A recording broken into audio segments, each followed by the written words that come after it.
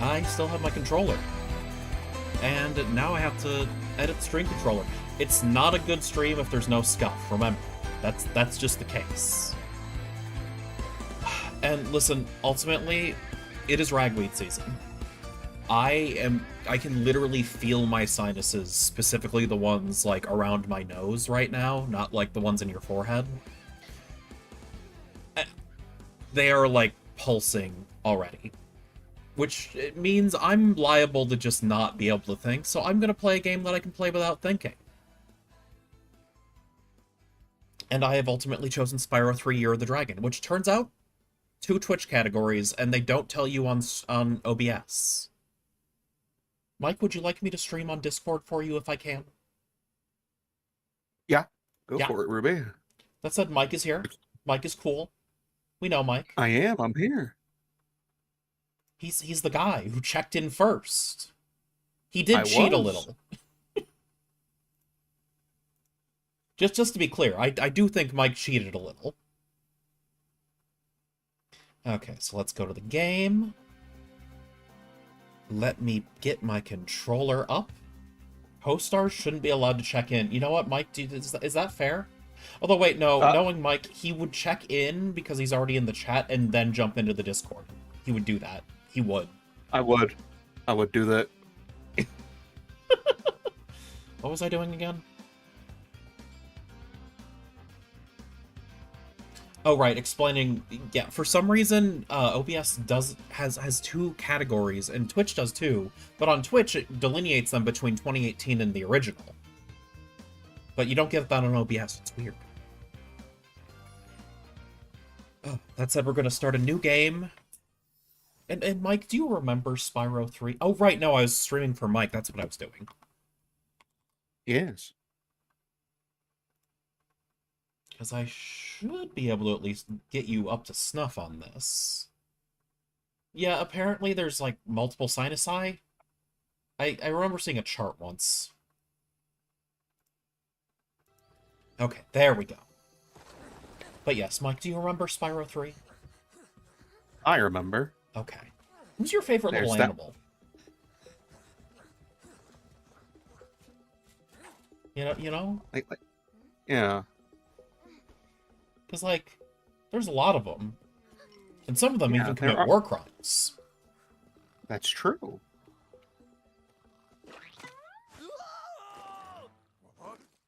Also, yes, we're watching the cutscene, chat. Fuck you, this is a comfy day.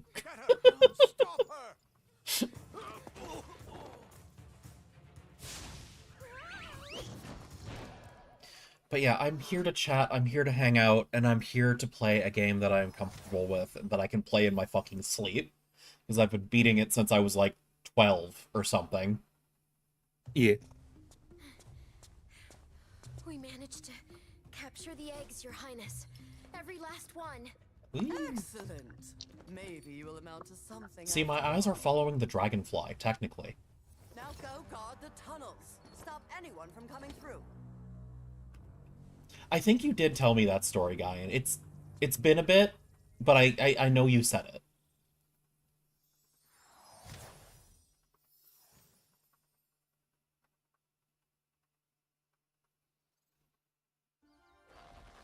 Yeah, you gotta pull them out.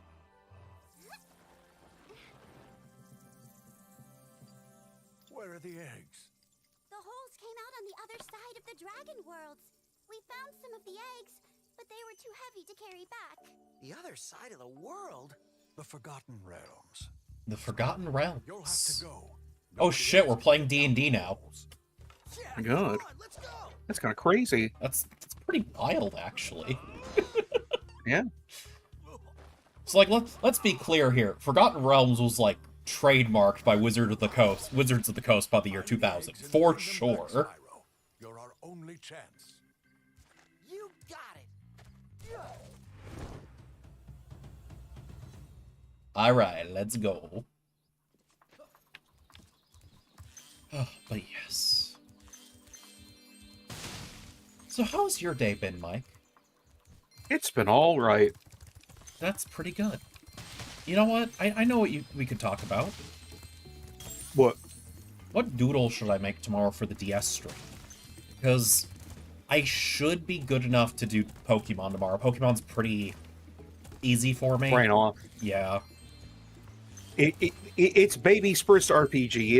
It's a pretty brain off game. Like, ultimately, the most I'm going to use my brain is against actual bosses, right? Yeah. Isabelle.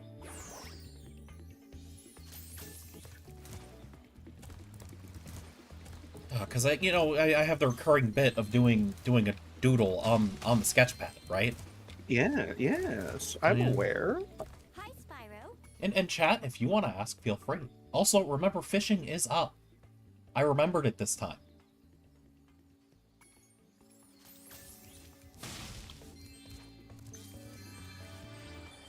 Hello, Asha. Lovely to see you. So, you're the one in charge of rescuing the eggs, huh? How sad. Look here, Dragon. If Oh, also, Asha, wait, how'd you type nothing?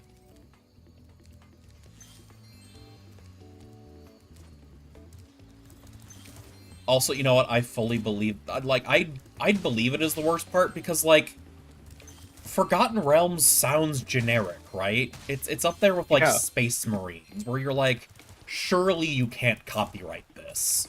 Which is why they call them Adeptus Astartes now. And I am playing some Spyro. Today was scheduled to be Deltarune, but my sinuses are being exploded right now. I have been given the go-ahead to take Zyrtec, but it takes a few days to get into my system. So, like... Okay, you know, I realized... It sounds weird that I said that. I'm taking allergy shots, so I had to make sure that I could still take, like, my seasonal allergy antihistamines. But they still take a few days to get into my system. So I should be good by next week, but, like... This week is pretty brain off. Because it is just... We are hard into ragweed season right now. By the way, if you ever start feeling kind of sick, or there's been a lot of people where I've just... They're talking about being tired all of a sudden. I'm like... maybe you have seasonal allergies. Because everyone just assumes that it's only a springtime thing that you have allergies. No, they hit in the fall, too. I saw something shiny in that cave over there. Let's see, and yeah, no, like, I completely agree, Val. Like, nobody's stopping to say Astra Militarum unless they're doing, like, a hard roleplay. Like, you know, like, they're keeping in character in, like, their 40k tabletop. For, you know, immersion reasons. Because, like, okay, sure, in setting I can kind of justify they're not calling them the Imperial Guard, you know, sure, whatever. Because they gotta say it in a big fancy space Latin way, right? Yeah, because you know, it's the fancy space Latin. Yeah, that's just High Gothic, is fancy space, fancy and also fake space Latin. That said, listen, if you took a nap, power to you. I literally got home like an hour ago, and I'm exhausted. And I am over-caffeinated, let me tell you, because I had 2 Monsters and a large Diet Coke at McDonald's. Like... Liam? Wait, who's Liam? Yosh. Oh, thank you for the head pats.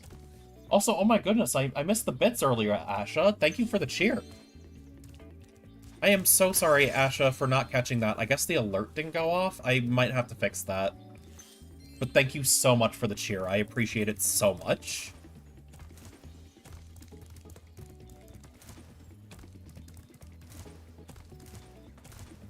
And also, thank you everyone who checked in. I'm not getting noises about it now, and that's worrying me. I should probably make sure the noises are correct sometime.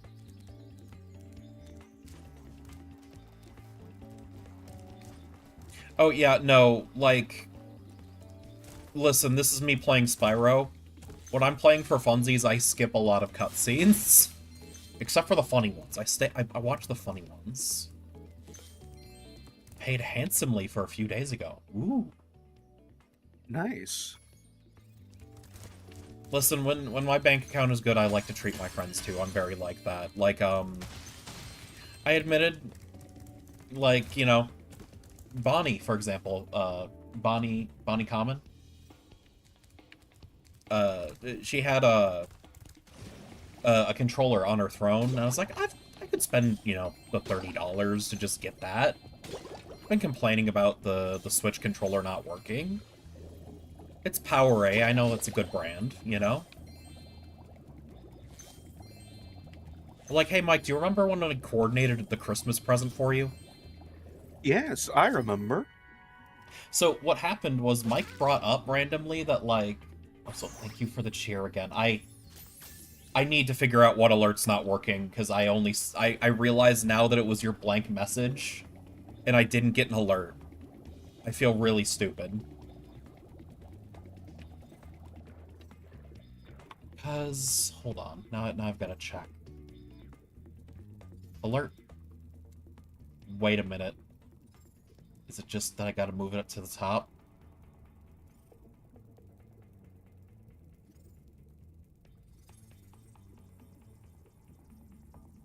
Well, now the alert box is at least on the top. So much for sorting my shit into folders, apparently. It's just getting messy now. Ugh.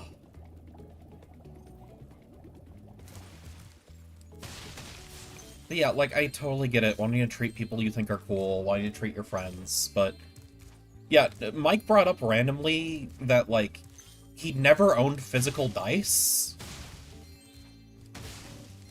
So we were like, well, we have to fix this, obviously, right? Yeah.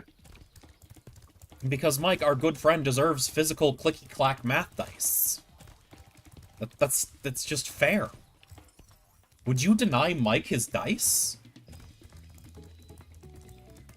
But, so my idea was let's make it rat-themed, because Mike likes his rats. I'm getting... Oh, sorry, I had to read what I was doing for a second. This favor I'm doing and let... So, basically, me, Zero, and my roommate all coordinated to get Mike a rat-themed set of dice and stuff. So I found, like, some that looked a little bit like Warpstone, because Mike likes his Skaven. We got him a rat-shaped dice bag and a rat-shaped dice holder. And then also... want to say, like, actual Skaven D6s? We got you a lot of D6s. Like, I remember doing that, because we got you the standard, like, 10-piece RPG dice set that you play D&D with, but also a bunch of D6s. Yeah. Because you do play your D6 systems as well. I do. And hell, back when I didn't have rent, I literally bought a friend, like, basically a starter Necron army. I will just toss money when I have it. It's really bad.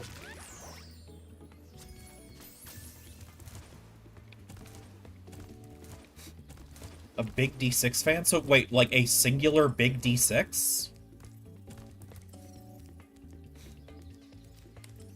And yeah, that's kind of my logic, is if I'm doing well, obviously I have to make sure that, like, I'm taken care of first. That has to always be priority.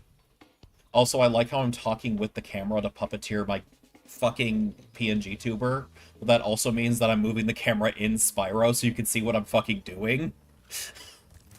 Anyway. But yeah, no, I love making my friends' days where I can. And, like, ultimately I can't spend money left and right. I gotta space it out. God, I wish I could just toss money at my friends, you know? Yeah. I hate that Freeman is right. I am, in fact, moving my camera like a Halo machinima. That is, in fact, how I puppeteer. The worst part is I didn't even watch machinimas. I mean, I watched Red vs. Blue, but, like, who didn't?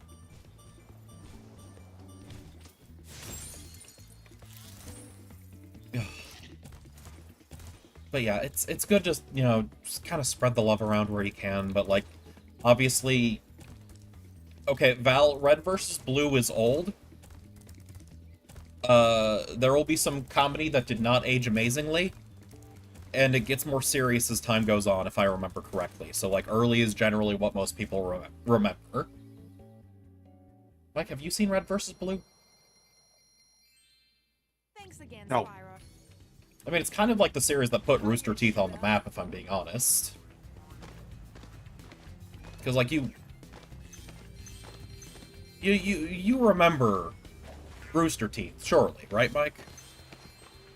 I remember them. Yeah, like, everyone here knows who Rooster Teeth is, and Red vs. Blue was, like, their breakout success story, and it's just a Halo machinima. Yeah.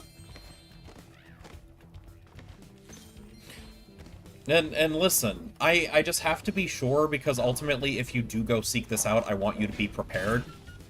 Because a lot of media that I enjoyed as a kid, or, you know, teenager, young adult, just, it did not age amazingly because the internet was a different place. You know? And it's good to make sure that new enjoyers of said media know. Yeah. And yes, Rooster Teeth nowadays is much more known for Ruby. Not me, Ruby. Ruby with a W. Oh, hey, look, there's Ruby on screen.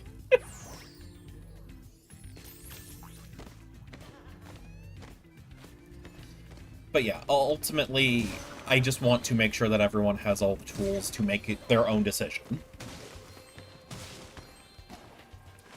And also, I can completely understand. Triple Ruby! Triple Ruby! Holy shit. Wait, is Triple Ruby good or bad? I don't know how the rankings work. And, listen, Val, we all have that one series that we were all probably at least a little too young to be watching, but, like, it happens.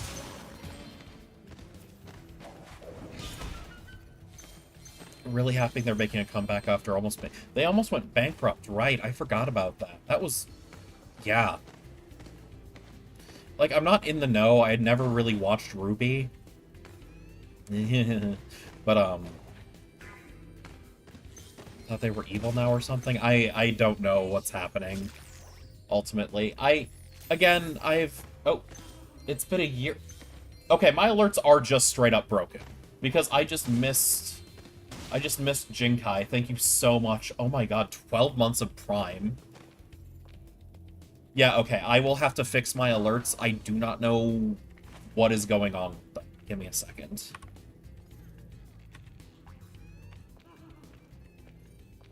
Properties.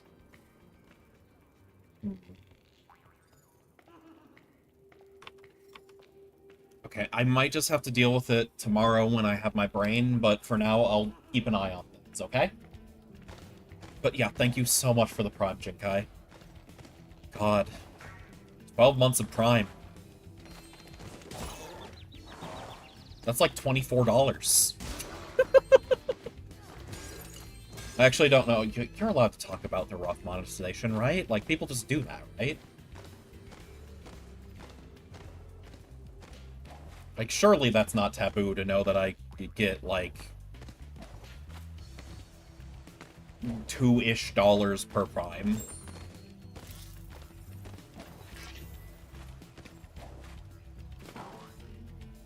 Yeah, no, there's no way it's illegal. I just realized, wait, is that like a taboo subject or something? You know? But I was like, wait, no, it's not incredible. Like, it is work to get to affiliate, but it's not impossible to get to affiliate or anything. Also, let me just... Why did Ruby ever bring up the alchemical connotations of the name, or did they just pick those colors because they're neat? No clue there. And yes, I know employers want it to be taboo, but, like, I've met a lot of coworkers who buy into it too, and I'm just like, dude, I don't care. If you're making more than me, there's probably a reason. Now, like, if you're newer than me and you're making more than me, I'm now annoyed, obviously, right? I would like to know the reason.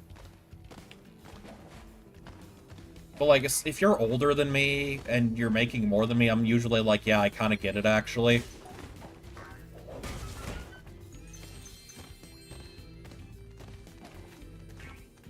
Yeah, it's really only remotely a problem if you're newer than me, but usually that's not, like, your fault. That's the employer's doing something behind our backs, you know? I'm sorry, I'm trying not to get into that sort of topic, but, like, you get me. Right?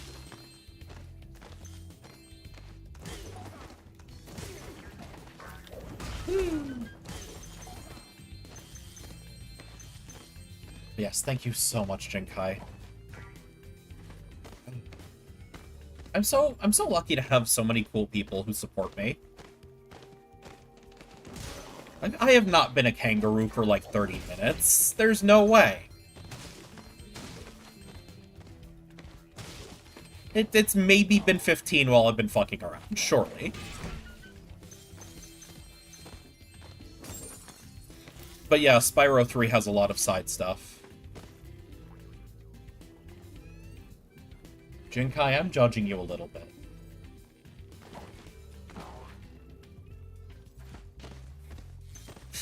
I'm judging you a little bit with that one, Jinkai.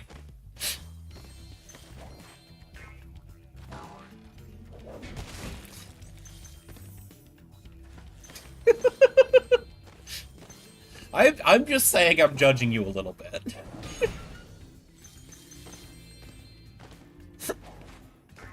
Not like in an actually bad way, just like a really? Sheila's what's doing it for you? You know? Like the lizard tail and... I mean, yeah, hips are big, sure.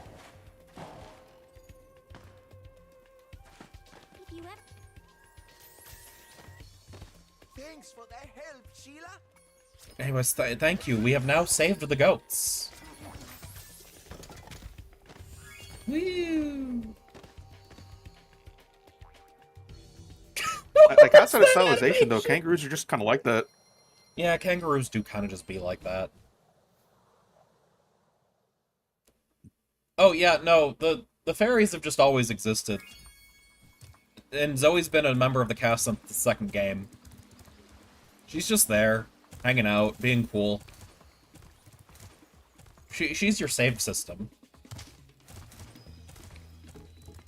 I mean, like, I don't describe myself as a furry, but, like, ultimately, you know, I'm a Digimon fan, so it might as well be a circle.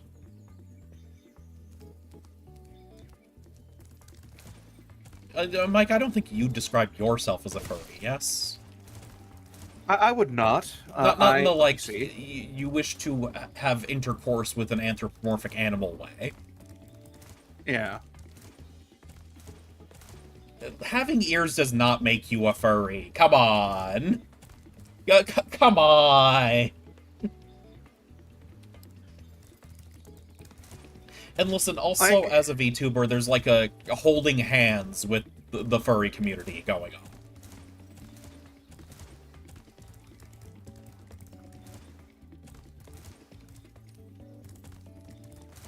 Also, Freeman, for the record, Carrot was your furry moment, not Mike's, I think. It was. It was, Freeman. It was your furry awakening. Do not try to shift it. Do not try to shift the rabbit woman onto me. Like, again, I have no hate for furries at all. I don't consider myself one, you know? Yeah. Like, some of my actual best friends are furries. Like, there's a level of, like, no, I have no issue with furries, like, as a group. Just, you know, I do not identify within that group. It's that easy, you know? Yeah. Don't forget, gotta get your skill points, Mike. You gotta get your fucking skill points. You do. I don't remember my furry awakening. There's a good chance it was Monster vs. Godzilla. No, we have to unpack that now. We have to unpack that, Val. Like, what do you mean? Like, Monster vs. Godzilla?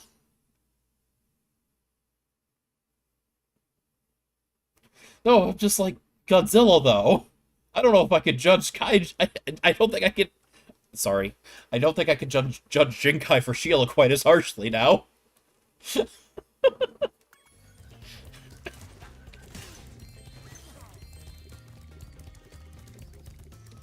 Again, judgment being silly. I do not actually judge any of you. Like... Oh, goodness. Like, it's fun to play into the bit, you know? Bits are fun. I like bits. It's our fun.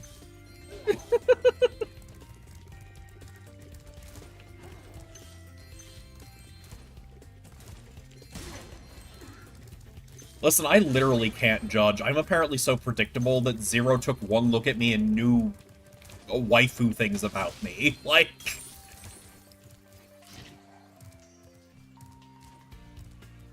Okay, but, like, you'd shrink him down, at least, right? We should. Right? Like, surely you would still shrink Godzilla down if you're into this, right? Because, like, logistically, that's just, you know, that's all I'm thinking of for it, really. Okay, okay. Oh no, ads are starting. I can't answer. You get back here! You can't run away with the ads.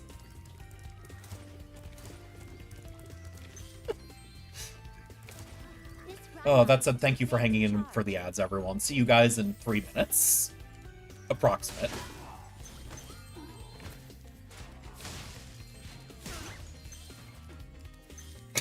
To be fair, Godzilla would look nice in a bikini. You know what? No, I remember when Ghost was showing me anime titty Godzillas for a bit. I remember that. But no, I understand. That was before you joined that circle, Mike. The Amen circle. Yeah.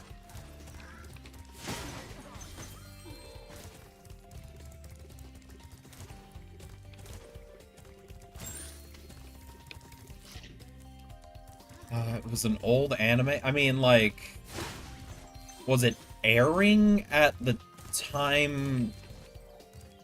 Like, was it airing at the time, or was it old? Like, was it finished when you started it? I guess is the question. Because old by today's, unfortunately, shows that we grew up watching are old by today's anime standards. Okay, late 90s one. Okay, so it got old. Felicia from Darkstalkers. That...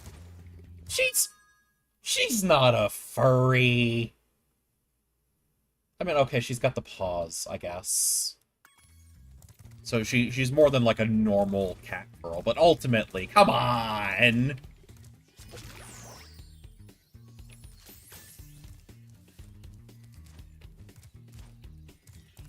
Listen, I genuinely think that the delineation between furry and non-furry is mostly in the face. That's, like, the big thing. If you're trying to differentiate furry versus non-furry animal designs. Whereas a non-furry animal person will just be a person with some animal traits, whereas a furry animal person will be, you know, to have, like, an animalistic or outright animal face. It's... Now, I have to, obviously, non-human animals, but, like, yeah. Okay, do not... I'm flaming you. I'm flaming Jinkai. Ryo Oki? Let me look this up. Okay, remember, this is a safe space, Mike, okay? We promised. We did promise. Okay, so they're from Tenchi Muyo, it seems. Okay. Putting it in voice chat. It's this creature. You were a kid. I mean, like, yes, obviously, I know that you were a kid. I remember Tenchi Muyo being a thing that they were pushing for a bit, but, like... We're talking, like, early Toonami shit, I'm pretty sure. Hi, Spyro. Yeah. It means you're...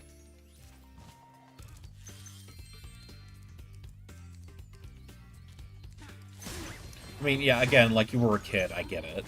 Like, there's a level of... things are not the same for kids as adults, I get it. That said, we are moving on from that topic. Yes, Okay, yes, yeah. Mike? No. I was just gonna say something on the topic we're moving on from. Yeah, okay, okay. Back from the ads. don't text and drive to drive sober or get pulled over, but I don't like it. No, I get it. Val, did they at least show the sir? Or have you been pissing tonight? Did they at least show that? Because I get it, because, like, the second one feels like they're trying to be cutesy, and you look at that and go, you're a government ad. Don't be cutesy with me. You know? Yeah. Okay, wait, hold up. We do have to watch this line. Mike, do you remember this line? This is one of my favorite stupid Spyro 3 jokes. Thank you for rescuing our town. As mayor, I awarded you with one of our famous giant chicken eggs. Okay, so we meet Sanders, you know, from the chicken egg. He does the chicken dance. I'm sorry. That was the ugliest chicken I've ever seen. Beautiful. I love it. No notes.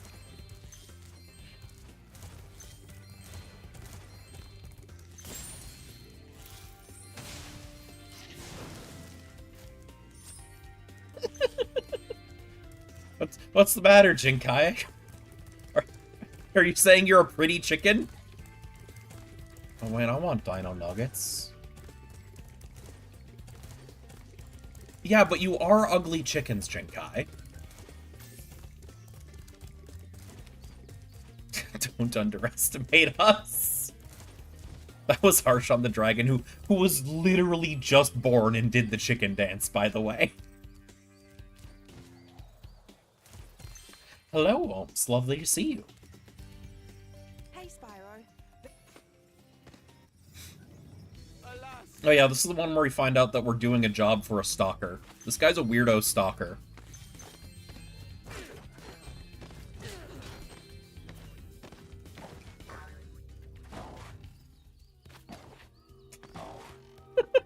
Val, I love how you have to add in some gay shit. That got me. I just know that you can't see it, but we both are shaking our head in disapproval at aiding and abetting stalking. Yes, but we must do it to progress. We must do it to progress the game. Of course, because you got to get 100%. It's a fucking Spyro game. It's a collectathon. Yeah. This is like Banjo-Kazooie for people who were too stupid for Banjo-Kazooie.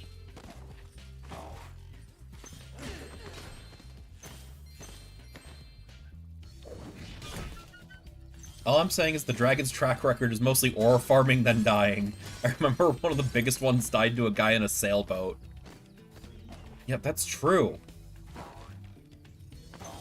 Mike, do you know what he's referencing? No. So have you heard about Ancalagon? You know what, Freeman, you could get in here and explain Ancalagon to Mike. I just realized that. For those who are unaware, hello, Freeman. Ancalagon the Black is a dragon from Lord of the Rings canon. He shows up for a single paragraph and dies in the Silmarillion.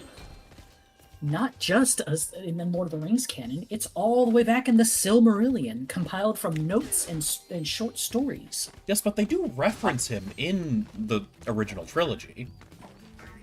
Because remember, when Gandalf is throwing the... Yeah. Yeah, well, they reference a lot of cool stuff. Yeah, Gandalf references it when he's throwing the ring in the fire. He's like, not even Ancalagon the Black could melt the One Ring, you know? And everyone's wondering, who the fuck is Ancalagon the Black? And then he shows up for a paragraph and dies. Like... Yeah, but he takes out a mountain as he's falling, so that's pretty cool. I know, but it's, like, really funny, right? He doesn't even die like Smog. He dies to a guy in a sailboat. No, it was a really cool guy in a really cool sailboat, but ultimately It was a really cool guy in a really cool sailboat. And he had a really cool rock. He had, like, a super cool rock. What? Marco sent you here. I've got a restraining order against him. That rock is so cool, it makes me want to swear an oath. Wait, no! Freeman, no, it's a trick! That rock is so fucking cool, you don't get it. You know, the funny part is Gandalf showed up after, so, like... Where was he? Where was Gandalf? He's probably in Valinor watching it all go down with the rest of them. You know what? No, I can explain it. Gandalf does not show up in Middle-earth until the last, like, 15 minutes of the audiobook. Like... Well, yeah, he is showing up right minutes, before The Hobbit actually happens, relatively. Because the last 15 minutes is just the Second Age. Yeah, it's really funny. And they just mention, oh yeah, and these 5 old guys arrive. These guys arrive, they talk about shit that we kind of know about, and they're done. This old elf is like, hey, you look like the weakest one of them. You're probably the coolest of them. Here, have this ring. Oh, okay. I was born an old man, you see. I'm old. Imagine being born an old man.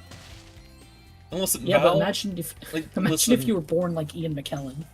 Listen, Val, I hate to break it to you, there's always going to be more Lord of the Rings fans. I'm the old man. Yeah, exactly. He starts saying that shit. What is with your hatred of Lord of the Rings? Yeah, yes, tell us of your beef with Lord of the Rings. What is your beef with one of the greatest fantasy worlds created? We're on book burning level. Okay, this is some serious. Now. Okay, this is some serious beef. Okay. Sounds like you got issues. Too much walking? Well, they couldn't have taken the eagles. They would have been found immediately. Yeah.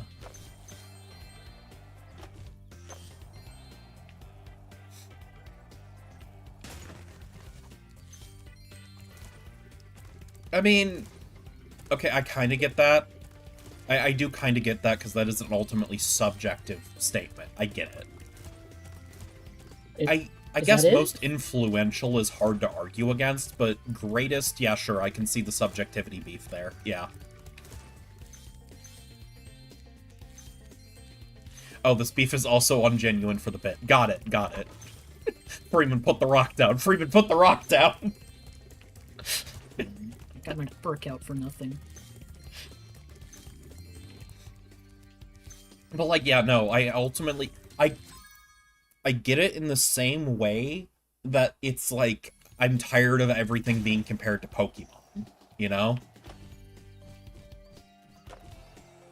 Speaking of which, how's that MMO going? Oh, yeah, that. God, are we talking about that? God, do we have anything else to talk about? Well, Freeman, Ohms has brought up the old world. You like the old world, yes? Old world's pretty alright. It has some cool dudes. Like, I know your favorite dudes are ultimately, you know, Astral Claws, Custodians, you know, Space Marine type shit. Yeah, but there's some cool guys in the old world, like that old man who created an entire school of magic. Yeah. Did somebody say old world? What was that? Did somebody say old world? Oh, Ohms, you didn't show up. I mean, like, yeah, I guess. What's going on? I'm just doing it for I'm just here for the bit for like 5 minutes to be a menace. Oh, got it. I just didn't. Where are you? I'm just gonna need a new reactor for you soon, but yeah. Yeah, basically imagine my entrance being like that one SpongeBob bit where he's breaking through the wall when he heard Mermaid Man and Barnacle Boy. Yeah. And like, ultimately, I will sit here and I will say I'm not the biggest fan of Age of Sigmar narratively, but it's fine mechanically. They killed my favorite faction in Age of Sigmar for no fucking reason. Was it Bretonnians? Yeah, Tomb Lords. The Who's? Okay, who'd they kill? Tomb Kings? Tomb Kings? No, they got rid of Beastmen from Age of Sigmar. Oh, yeah. they were doing that because it was repeatedly just not doing good and not selling for the second time in a row. Beastmen were kind of doo-doo feces. Shut it. Like, they're my army. I built them. I had the book. They had so much cool stuff. They had updated rules that Also- gave them rend for all their units. Also, thank you for the bits, Asha. I have to again fix the alerts, but thank you, I appreciate it. Thank you. And anyway, no, it's funny how Beastmen have sucked 3 times in a row, right? What do you mean 3? Oh, because in the original Warhammer Fantasy, As in, and in Total Warhammer, and in Age of Sigmar. actually, Beastmen are literally one of like the top best factions in Total War Warhammer At When they launch, first didn't they came fucking out. suck?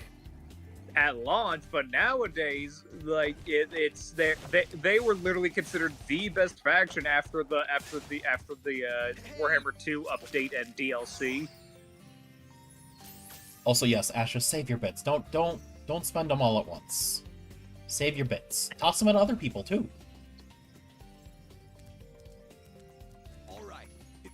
Go get. But yeah, God, what was I? Yeah. Oh, right, Age of Sigmar lore. I do not think it is outright bad, but I fully admit I came in earlier than Val. And, like, Freeman, you get what I mean when, like, it reads like a mobile gacha games lore early on. I wouldn't know. I don't know Sigmar's lore.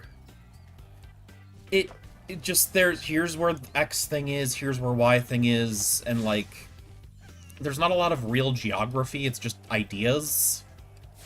At I first. see, yeah. The You realms know what I mean? be ever shifting because they are pure magic. The realms are ever shifting because they can't make up a map. And, I like, mean, some of ultimately, those I understand books- why they did it, and, like, the old world had decades, and I mean decades of lore building it up, so yeah, it's not completely fair to compare. But, like... Literally, if they held out for like one more year, the old world would have exploded thanks to Total War Warhammer, but they didn't. Well, part of the issue with Old World wasn't just popularity in and of itself, it was the cost of entry. Armories were getting crazy expensive because of how many units you were expected to run. There's And the probably rules also- were not stellar.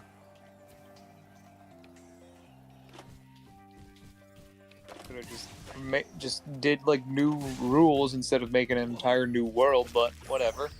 Oh, no, I just understand what led to it not selling well. I'm not agreeing with the decision. There was also the fact they barely marketed fantasy at all. Well, yeah, why would they? Warhammer 40k was making all the money.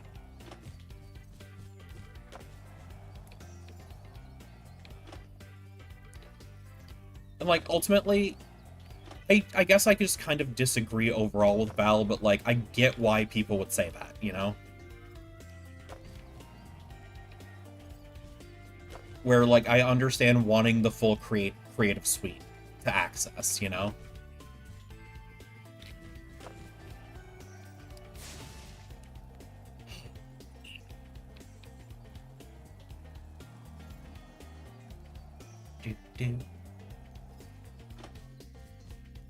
Well, Thankful's coming to Warhammer Total War now.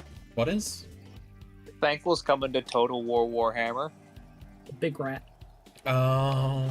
The best rat. I'm sorry, I literally only know lizards. Thankful and Nagash Yo, are coming, and I think I finally, gotta turn Ohms up a little bit. That might be part of something. and we can. I mean, I'm on my phone, which doesn't have as good of a mic as my computer, and we can finally have Boris Todbringer as a genuine legendary lord. Finally, after being one of the most requested characters to be a legendary lord since day one of the game's release. It only No, took that- them 3 attempts. Yeah. And I'll be honest, I've said this before. I got suckered into buying Total Warhammer 1 and 2, and I just went, I didn't enjoy these games. Not because they're bad, they just don't vibe with me. I Yeah. vibed with them a lot. Oh no, a lot of people did. These games did numbers. Yeah, I got into Warhammer thanks to Total War Warhammer 2. I'm just gonna fuck up all my tricks today, it's fine.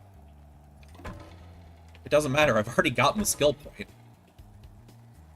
Yeah.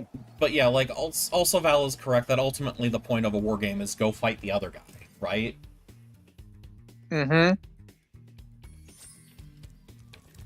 Yeah. So there is a level of like, yeah, the larger details of the socio-political and geographic situation of the setting can kind of go on the back burner, you know? I get it. Yeah, but part of the old world experience is the role playing aspect. Oh, no, I also understand and agree that, like, the level of getting into it and role-playing also helped a lot of people. I literally have the Total War, not the Total, I just have the fucking Warhammer Fantasy role-playing book guide right here with me, right on my desk, right over there. I can understand not including all the background fluff and lore and maps if it's just a pure rule set game. But it's an actual, like, it's a whole world, it's a whole setting. Oh, also, Val, I'll be honest, it didn't just reset the world. It completely remade it from the ground up in ways that people did not like. Like, hell, I'll use an example that I'm familiar with. Lizardmen went from just Aztec lizard people in the jungle to effectively angels. They live in the realm of light and beam down from starships. I'm like, It's so fucking cool. I don't want that. As they're still Aztec lizards, but now they come from the heavens. Yeah, and I didn't like that, so I actually liked it when they added the Starborn versus Coalesced things instead of just being Starborn. So ultimately, that's where I'm like in a weird position to go. I think Age of Sigmar has gotten better, but I also understand why a lot of people got turned off at first, right?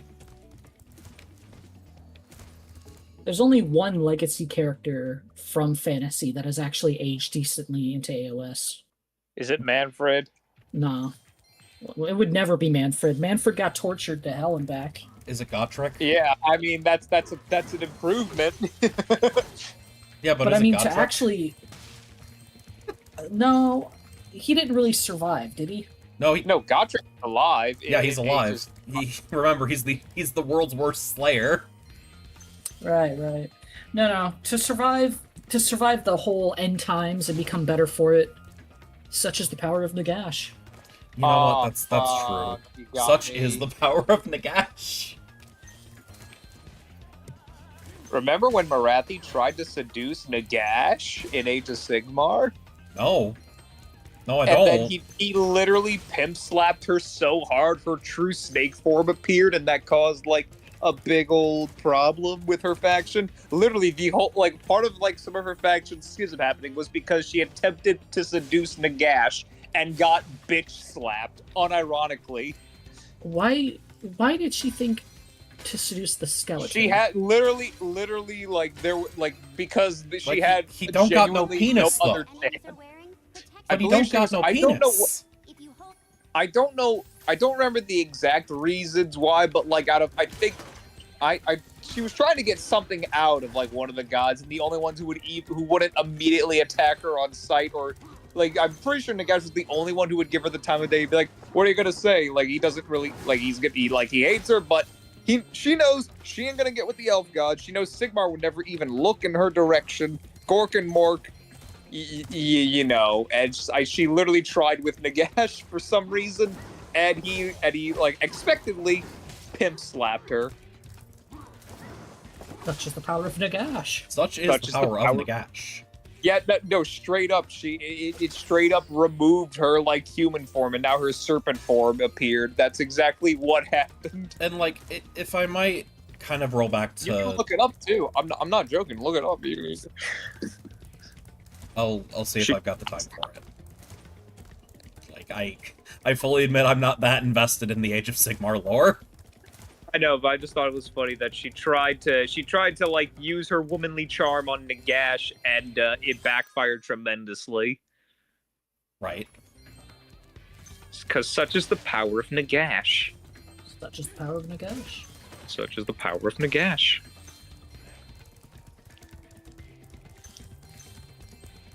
I gotta think of a new thing to talk about. I'm not good at that. Oof. Well, when the final DLC for Total Warhammer 3 comes out, I'm gonna grab my friend and we're gonna have one of them one final rides where we're gonna play as some characters, and we're gonna try to beat the fuck out of Nagash, because we have to make sure he can't rise to power. because my boy Cetra needs to tell him that he does not serve. He rules. I'm sorry. It's really weird because doesn't Cetra start right next to Nagash? Nope, there's the mountains between him and Nagash. Because Nagash is going to start in the Black Pyramid, Guys, and not in Nagashizar, right? Guys, no, he starts in Nagashizar. Guys, really? What are you saying, Ruby? I was saying, can I read the chat, please? All right. I'm sorry. I'm trying to be a streamer. Ironically, given my love of Marathi and her story in AOS, I think I'd like AOS more if it didn't bring back fantasy characters. Is this a reset or not? Do you want to appeal to old fans with new characters or old fans with old characters? No half measure. I kind of agree. I'm actually of the strong opinion the biggest mistake they made was doing the total universal reset. I think, unironically, if they had just added Stormcast to Old World, saying this was the last-ditch effort to stop the end times by Sigmar himself, it might have actually just worked better. Theoretically. And listen, also, I don't know that much about Kingdom Hearts, and it kind of scares me.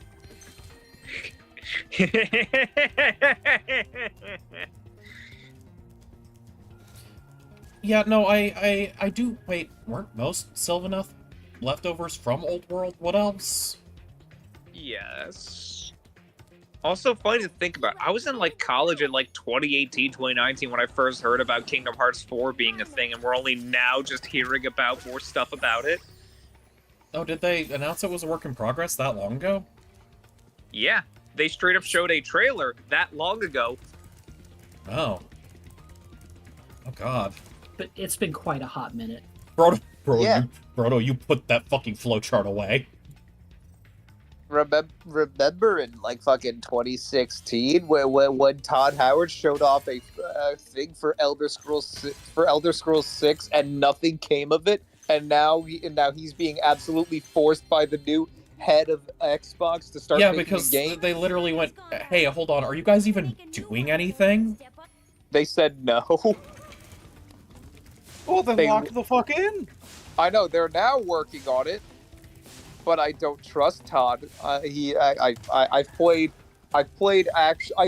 have played Daggerfall unironically on my PC.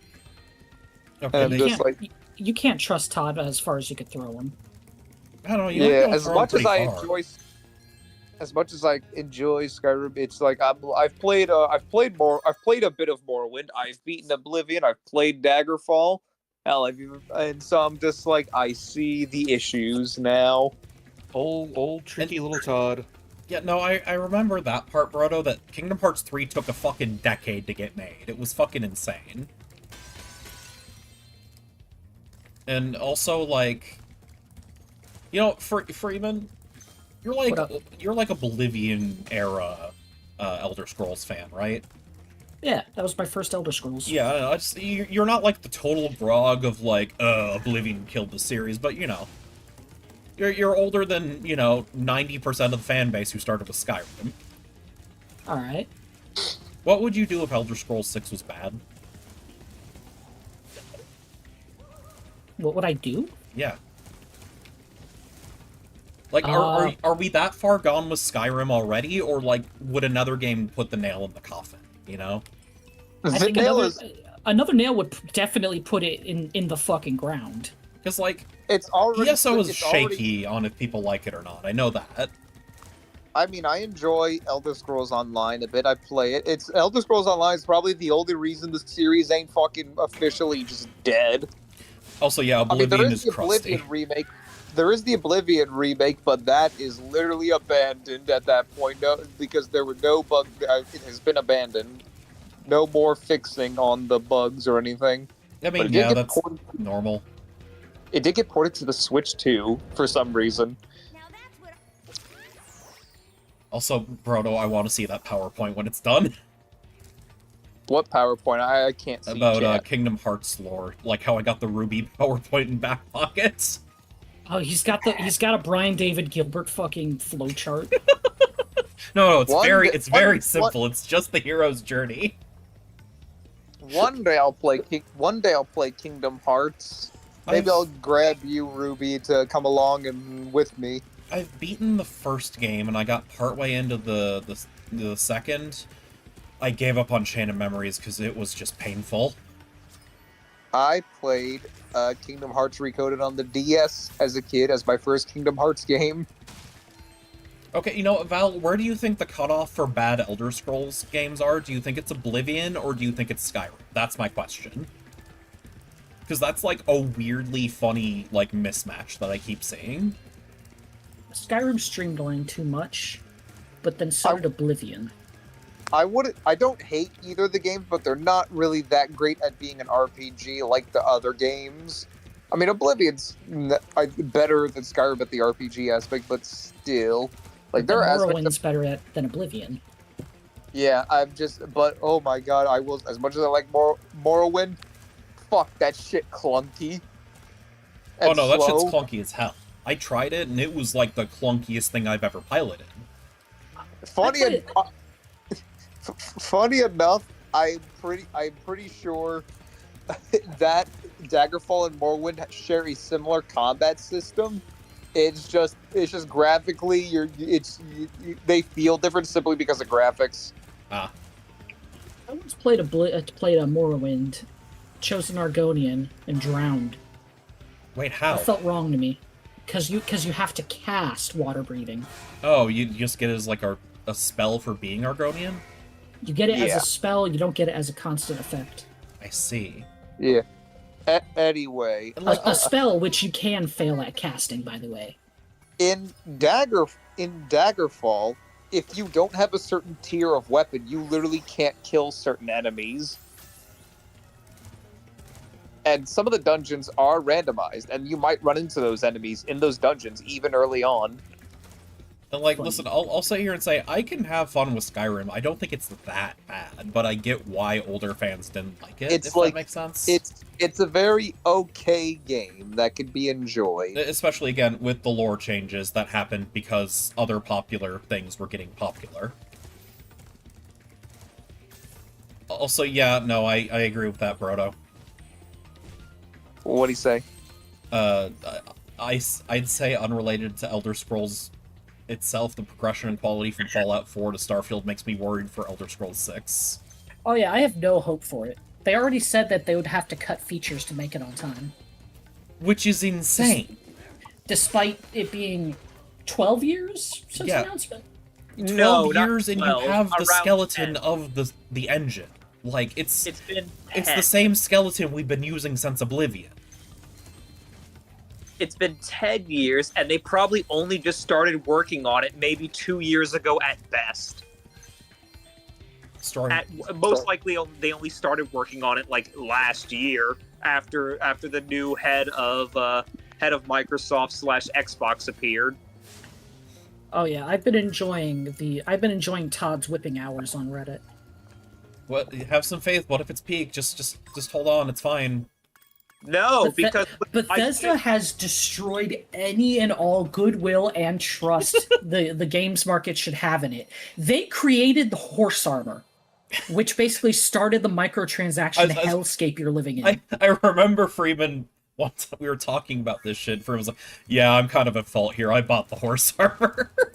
Yeah, I was like 8. Yeah, I bought the horse armor. How could you have known that you would have such repercussions? Here, let me tell you something.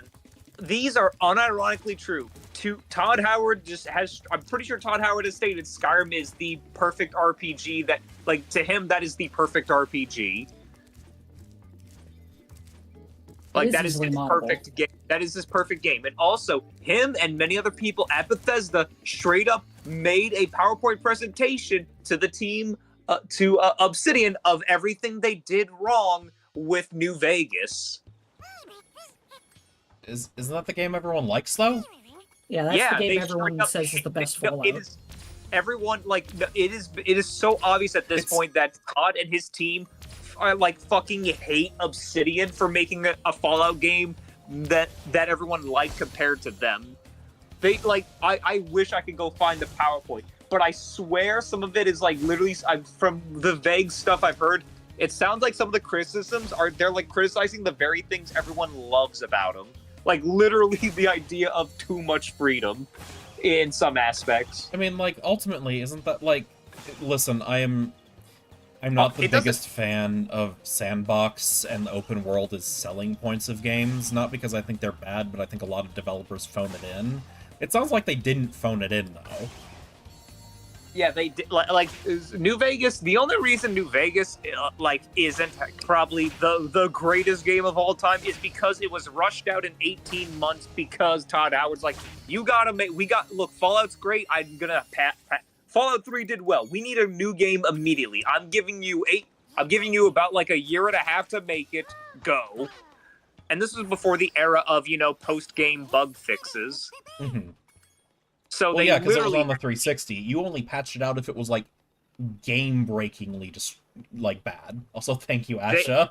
I've been playing this game for a hot minute. So they really only had a year and a half to make the game, and it's still really good. So imagine if they had, like, 2 to 3 years of time to work on the game instead of being rushed. Yeah.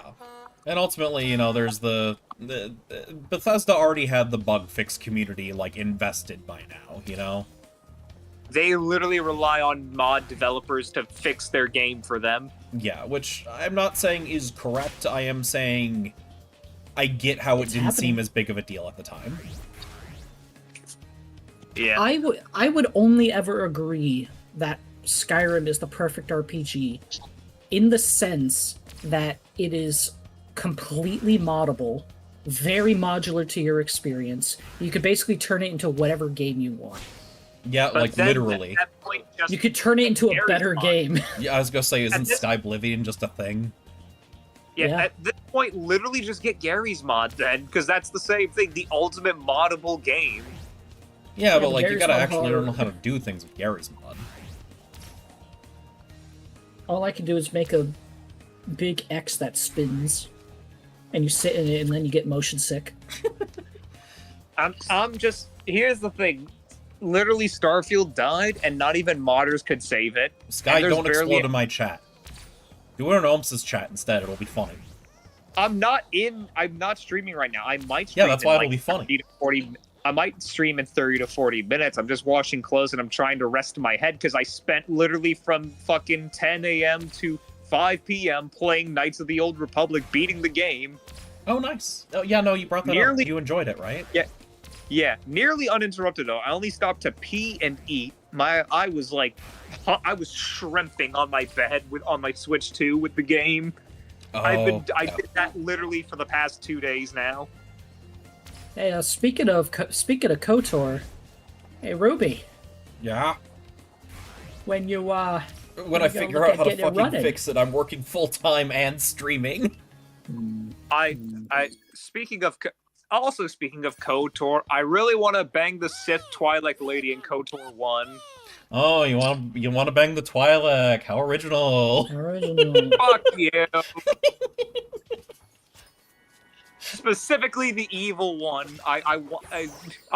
Listen, felt for everyone who felt targeted by the furry judgment earlier, this is your revenge. But look, I enjoyed the fact that I had to call her Master for 5 seconds. It made me feel a certain way. No one tell this guy about Darth Talon. Oh no, I know about her. That's George Lucas's OC, and I'm like, you know what, George? I get it. I fucking get it. But like, fucking everyone is... Why did that not work? What do you mean? The drawing. I got told to draw. I know because I don't have Photopia open. Give me a second. Yeah, I know about Talon. I remember I played the Old Republic. Oh yeah, I played the Old Republic MMO a while back. My character wasn't a Twi'lek. It was like a I forget what the fucking what Darth Maul's race is. Oh, the Zabrak. Yeah, I was a Sabrak, and I remember someone actually helped me on my Sith journey. They actually gave me some like crystals to color my lightsabers, and they gave me sexy armor. And they're like, "Here you go, this should help." And they also gave me a fucking penthouse. They straight up gave me the money. For a penthouse just because they were chill like that. They're like, "Yeah, I'm fucking rich. I just want to help some new people." Okay, so I have. Penthouses are cheap as shit, aren't they? They're like 50K. I don't know. Why I was like level 8, man. He got me a fucking like cool like hidden fortress in the mountains and like a cool lightsabers and sexy armor. I was just like, thanks. Now I can roleplay even harder. So I gotta draw me observing Spyro like a fine ecological specimen. Wait a minute. I know what I gotta do. Also, let me enjoy the fact that someone was nice to me in the game and like showed me some cool stuff. Huh? I wasn't disparaging you. I was talking the my brain Hunt Freeman.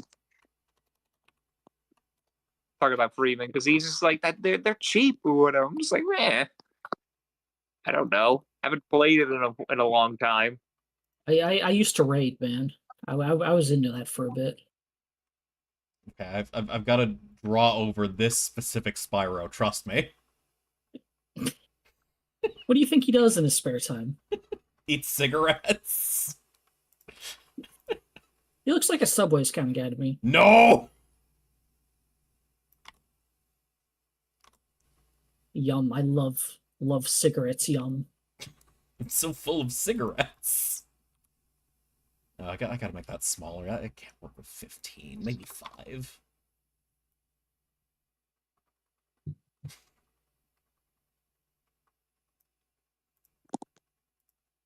Anyway, I'm probably gonna play Knights of the Old Republic 2, not in the near future. That was also made by Obsidian, by the way. BioWare did not work on it. It was Obsidian. Man, KOTOR 2 is so great. It had all of its grad college students fresh out of philosophy class, binge reading the entire Star Wars Legends, and then being like, the Force is bullshit. I mean, it is, though. The Force is kind of bullshit. But then what if you explored that? And that's KOTOR 2, and it's so good. Oh, I see. Also, I've heard that KOTOR 2 has cut content and some bugs. Oh, it is not finished. Should I get it on computer and install the cut content or something? I don't know if you should start with cut content. I think that is something for a second playthrough. Also, you're all gonna have to deal with this fucking Spyro. I'm sorry, it's the correct answer for what's happening right now. I'm just gonna buy KOTOR 2 for my Switch 2 and pray it doesn't crash like how Skyrim does on my Switch 2. Didn't they have the cut content mod built in for the Switch version? I don't fucking know. I don't know. Anyways, enjoy it. Yeah, also, I got the light side ending on my first run of the game, despite the fact my morality is literally in the gray. My character had some arcs, personally. Come on, there we go. There's a good horn. There's a good horn. I was not allowed to get any of the good late game armor because I barely missed the mark. You gotta pick a side. Listen, this mod is this. Listen, the story behind the screenshot of Spyro being fat, by the way, is that there was a mod called Year of the Diet because people thought that base Spyro and Reignited looked too fat. So someone said, "No, fuck it, I'll make one that makes him even fatter." Yeah, you told that story before. Okay, let's. But like I was going through it. I was role playing as a character, and I was trying to be evil. But then I had a change of heart. I went through a character arc, man. I made some mistakes, but I tried to redeem myself, and I still beat the game. So, man, I hope you did because you beat the game. Yeah. I helped a Wookiee slave revolt on Kashyyyk. I don't know what's going on with this fucking arm on the mod, but like ultimately. I do also will say though, I fucking despise some of the pronunciations the characters do in the game. Cause like, motherfucker, why are you calling it Kashyyyk? It's Kashyyyk. Everyone's called it Kashyyyk, but everyone in the game's like Kashyyyk. So just to give everyone a heads up, if you're typing in the chat, I'm not necessarily ignoring you, but I'm on a different tab and only have 2 screens. I'm sorry. No, it's fine. I just want... People are absolutely loving joining the conversation, and I want to read all of them, and I am. It's hard for me to respond while I'm also focusing on drawing. Shit. I was just like, but like, you know how annoying that is when you like watch or play something and you know the correct pronunciation, but everyone in that in that thing is just getting it completely wrong. Yeah, no, I've had that happen. Yeah, it's like, that's me. That was me, like, the entire time playing Knights of the Old Republic. I'm like, that's not how you pronounce it. That's not how you pronounce it. What, like, I know you guys have voice acted into other Star Wars stuff. Why are you saying it wrong? Well, it's probably the voice director who was demanding it. Wait, I mean, Brodo, are you serious? This could have also been their first time, because this was like a 2003 game. This is their first instance of Star Wars. What did Brodo say? So apparently the people porting KOTOR to the Switch lied and said they were going to add the cut content mod, but legally turns out they couldn't. Oh, that sucks. So yeah, don't get it on the Switch version. Get the PC version. Okay. I mean, I could just play my first playthrough on the Switch too, just for the hell of it, because I like actually laying down and playing the game. And then if I want to play the cut content, this on like the 360 and had fun. Ultimately, it will be a good experience. It sounds like. Yeah, it's just like you said in my I should check out the cut content in my second run. Yeah, but this is to save you from buying 2 copies of the same game. This shit is like $10. I do not care. I should add eyes. With both players activated, it looks like a Borderlands Spyro. Kind of does. I'm on the stream now. I see it, but like, look, I want to enjoy. I felt like I was enjoying it on the Switch, and I feel like I could. And I just kind of want to see if I don't like playing it on the Switch, I could just move it to PC. And if it's very cheap, I get paid not too long from now, so it's not going to be the worst thing in the world. These games are incredibly cheap. Yeah, that happens with... How old are these games? Pretty fucking old. Pretty fucking old, yeah. Yeah, they're about 20 years old. I don't like how he's staring at me. I don't like how he's staring at me. Ruby, give Spyro a cigarette in his mouth. It looks like a penguin when you take away the color. Give him a cigarette in his mouth. I'm so full of cigarettes. Yum! Okay, Man, I'm so full from eating 50,000 tons of loam dirt. I cast inflict. You cannot do that. You cannot do this right now, Sky. I'm in the middle of your request. Fuck you. Anyways, he's smoking a cigarette now. Are you happy? Yes. This is amazing. Yo, shit, wait, that actually goes fucking hard. Yeah, was he chuffing that dart? He's smoking that motherfucking dart. I'm gonna be down here. Just I mean, there is no reactive of me on there. Damn, do you even have like a screenshot of my fucking PNG you can just put down there next to you? I mean, I would have to figure out shit because I thought that's fine. Wait. Scroll back a bit. Zoom out. I need to say something about that Spyro. Okay. All right, I'm watching the stream. He looks like a fucked up frog. Listen, Sky, I will... He does. Anyway. You think he knows the fractions? He looks like a frog. He looks like a frog. Just if you get rid of the wings, that's just some fucked up Star Wars frog.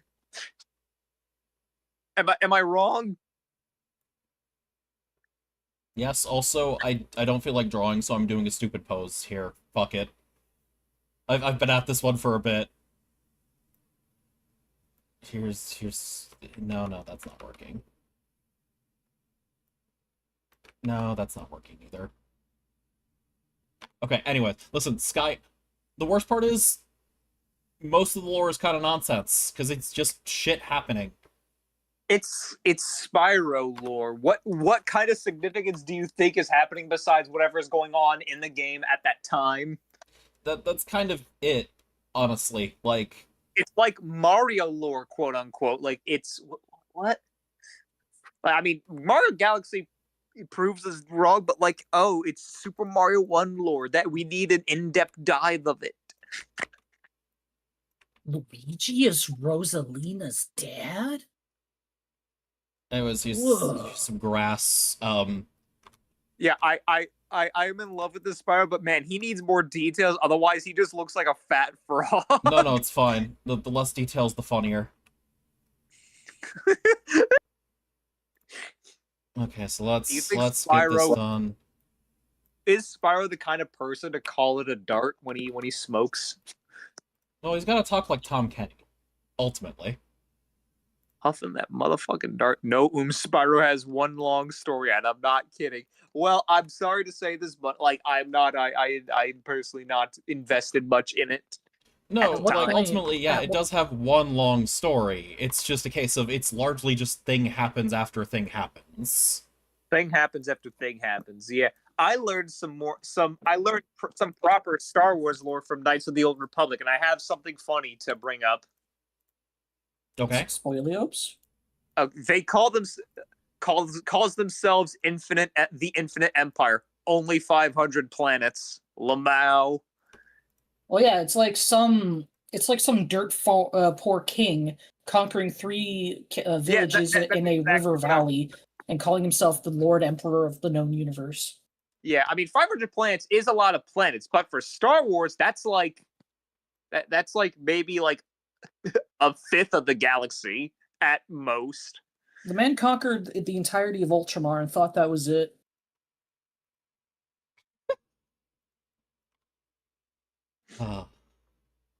But yeah, no, ultimately, like, there's the events of Spyro 1, where Spyro, Sky, I'm gonna actually take this into a segue that I think might be more enjoyable and cooler. Not because I think your idea was bad, I just have a focus. Hey Freeman, how many enemies has Spyro, like, how many named enemies, like, bosses, right? Yeah. Has Spyro beaten in a 1v1? I want to say at least 11. Yeah, no, I want to say Nasty's at least the freebie. 11, because there's at least, like, 3 games, and usually it's, like, 3 bosses and then the final boss. So, you're on the right track, Freeman, but every single boss after Nasty explicitly has an NPC giving you aid in some way. Oh. Wait, so he only beats 4 people on his own? He beats 1 person for sure on his own, crushes a maybe, and that's because Alora is tossing sheep down to you. And then Gulp, Hunter they explicitly train the pterodactyls that show up in the fight. And so you're saying Ripto Spyro is dropping power-ups the whole time. Okay, Sky, here you go. Are you happy, Sky? Is this what you fucking wanted? This is what I wanted, because you gave him a cigarette. Ruby, that looks like the backside of you getting trolled. It kind of does that. Well, yeah, I'm getting trolled. Yeah, you're looking forward and then that's all you're seeing. Can you please send me this? I will after, don't worry. I want to show my brother this instead. My friend, I want to send this to my brother and tell them I told my friend to give Spyro a cigarette. Does this go hard, yes or no? The Undertale. No, I will be putting this in my fan art section and on my Twitter later. Oh. Okay, where was I? But yeah, no, Spyro always has help after Nasty. It's wild, right? That is wild. He doesn't need it. Well, no, that's the thing is, he objectively does for, Gulp and Ripto. And then... Why are they harder than Nasty Nork? I mean, honestly, I appreciate the attention to detail with power scaling. Why is the power... Wait, excuse me, why is there Spyro power scaling? Why is Nasty Nork supposed to be, like, the strongest? Well, because he's not the strongest, though. Yeah, I know, but, like, that's why I was like, why was his reaction? But he beat Nasty Nork on his own. How could he not beat the other two? I'm like, is Nasty Nork considered, like, top 3 in his verse? He's a huge orc And also, Yeah, Spyro but beat him remember, as a baby. in the intro of the first game, they say he's no threat. And yeah, he uses a spell, but outside of that spell, I guess he's not a threat. I don't believe that. I don't believe that at all. Are we actually power scaling lore Spyro right now? I mean, listen, ultimately, I kind of get it. Because the only reason Spyro can fight Nasty is because he's too small to hit with the beams. Like, they say Nasty Nork is no threat, yet all the dragons are turned into statues, all the gems are stolen. Yeah, they didn't know he had a spell like that. Would you expect him to have a spell like that? It just seems like that would suddenly power scale him a little bit, you know? Also, yeah, in Hero's Tale, he just turns into a glorified mook. He's working for another guy. What was Hero's Tale? The 5th game after... Well, 5th console game, there was also... God, I'm about Is to that get one into where he's voiced by the Green Amogus? Who? Throwing Sky at me. But yeah, no, the Green Amogus. The Green Amogus. Known for that and nothing else. Yeah, you know, the Green Amogus. Who are you? Who the fuck are you talking about? The Green Amogus, Elijah Wood. Elijah No. You're thinking of... That was Spyro in the Legend series. I did not watch the Among Us show, okay? I actually didn't know that was Elijah Wood. That's really funny. And apparently it's actually pretty good. It has, like, sensible chuckles. I mean, like, surely. It might have sensible chuckles, but does it have ethical goons? No, it's Amogus. What the fuck's wrong with you? So, I admit I did not play Spyro Orange Sky. I mean, like, I tried it. I did not beat it because just the game was not enjoyable mechanically for me, and I cannot tell you why. Probably because it was a Game Boy Advance game, but you know. God, those games would have gone way harder with full console releases, right? Right? I think so, yeah. Sure. But yeah, no, it was not good, which is a shame because, man, the idea of Crash and Spyro actually doing a crossover for realsies and not just demo-wise was a cool idea. You know? Yeah. Be sure to keep... Who's winning, Spyro or Crash? I guess overall I would say... I would place bets on Crash. How many masks does Crash have, and how much invulnerability does Spyro have? I mean, man, wait, we're talking all upgrades? Yeah. Oh man, like... Isn't that the only way to properly like have this discussion? I mean, I guess, but what does Crash have beside the mask? Because, like... That's it, it just makes him invulnerable. Yeah, but, like, it's limited hits, right? You either choose a time-limited one or a limited hits one, right? What the fuck did Death Battle even say about Spyro versus Crash? I have to know now. Did they do? Who No, because cares what I Death have an Battle has to actual say? answer. It's all I know hype and who aura. does it, but I know who cares, but I'm just like, what the fuck did they say if this is actually a thing that has already been done? Okay, is Titan Control a relevant thing in a 1v1 here? I don't know, because that's Crash of the Titans, right? Yeah. Does Crash get his car, and can he run over Spyro?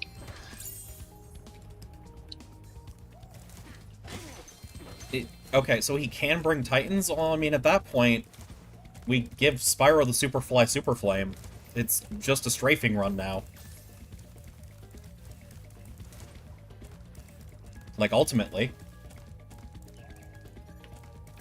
Like, does Crash have an answer to that? Maybe in some obscure comic series. Or in Skylanders. Maybe in Skylanders. Skylanders, Spyro, or Skylanders, Spyro, or let's see, who would be a good challenger? I don't know. Fucking Skylanders DK or wait, Skylanders Donkey Kong or Skylanders Spyro? Did any of us Donkey play Kong was Skylanders? in Skylanders? Yeah. He was exclusive to the. I think it was the Wii U, the one with the cars. Oh, okay. I think, as it was on the Wii U and 3DS. I know Bowser was released on one of them. Donkey Kong for the other. Okay, controlling time and gravity could at least make that a fight, but there is just ultimately a level of, like, okay, but, like, Crash has to get close, right? So, like, just make it a strafing fight. You're just in time. Thank you. Like, just...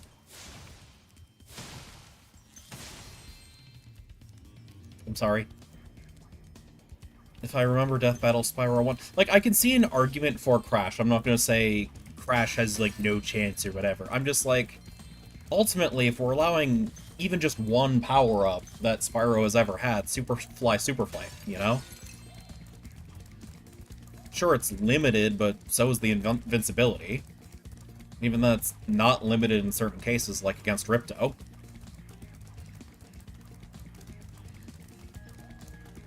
Like, tell me, I mean, what does the Tiki Mask God do, though, is the thing.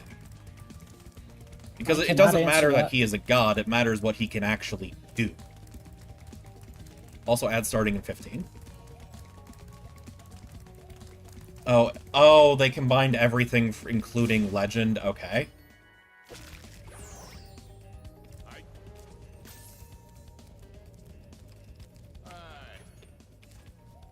Okay, yeah, Death Battle tends to do that unless it's like a specific version.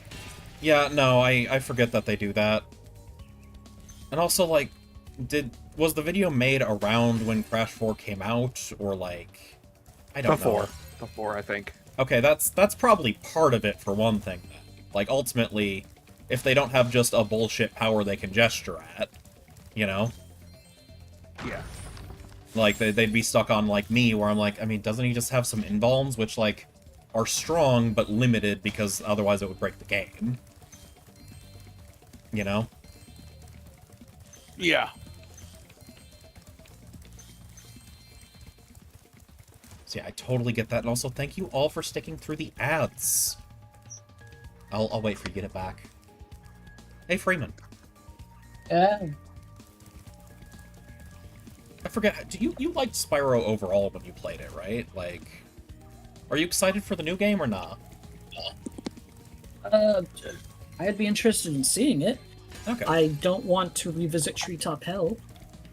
Oh, we're probably never doing God, Treetops was actually the worst level for Freeman, which is so vindicating for everyone who played Spyro as a child.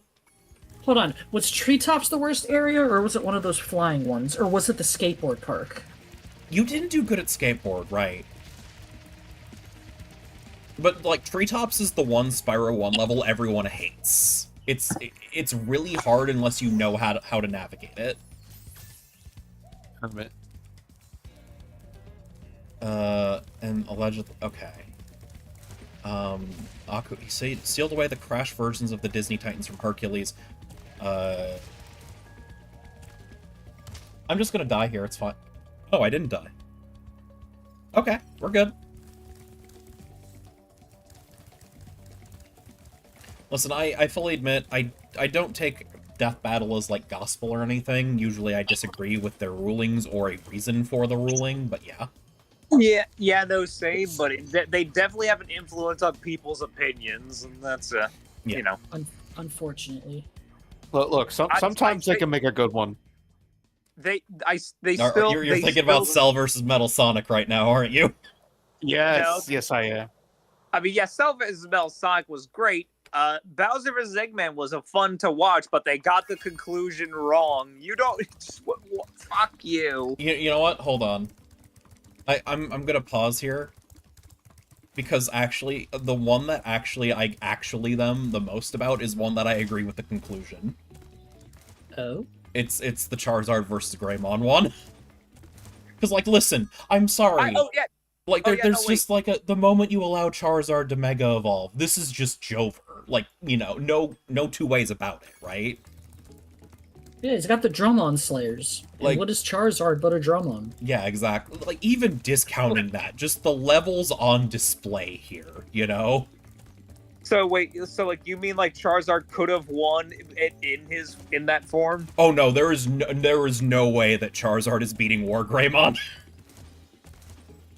I still remember when I was a kid because like they did not properly explain the Digimon part where I'm like, because I sat there, I swear I've told the story where Charizard beats the fuck out of like Greymon, sends him back to Agumon form, and he's just lying there dead on the floor, and then he's now in his strongest form, and then kicks Charizard's ass, and I was just like, as a kid, I was just like, what the fuck? You never said he could do that. And they don't explain that. They just say the final form is stronger, but they don't explain how the fuck Agumon went from his like weakest form to his strongest form after getting his ass viciously beaten. Yeah, Warp Digi-Evolution's bullshit. Yeah, like, this is just something he does in Adventure. Like, literally, because in Digimon Adventure, they paid for a stock Warp Evolution sequence from Agumon to War Greymon, skipping Greymon and Metal Greymon. Every time that Agumon goes to War Greymon, he's got to be Agumon first, so that it sticks with the sequence. It's like a writing of Digimon Adventure. And does Digivolving just heal you automatically? Yes. Okay. Digivolving heals you to full, that's just raw Digimon canon. That's good to know, but, you know, Death Battle did not include this information. They tend not to.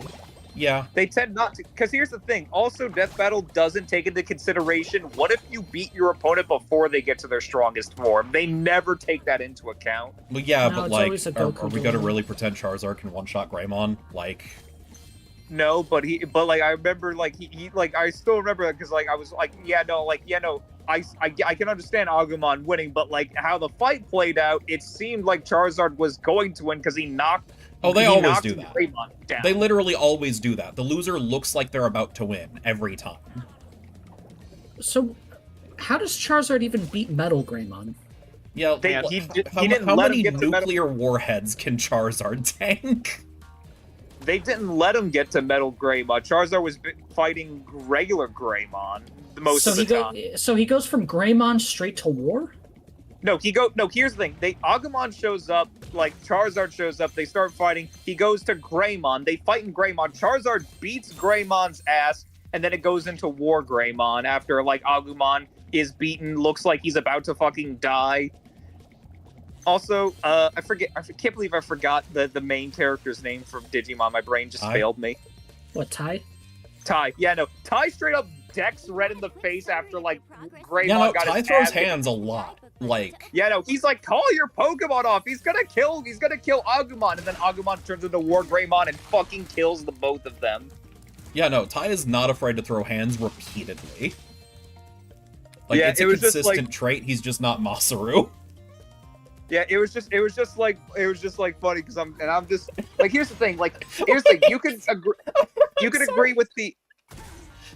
Yeah, like, here's the thing. I can agree with the outcome of the death battle, but that death battle shows, like, how, like, there's critical information that is missing if you don't know the series, and that just, you gotta, like, I wonder if they will ever do a death battle where they take into account, what if one guy just beats the other guy first before he can reach his final form? Well, then that's a boring fight.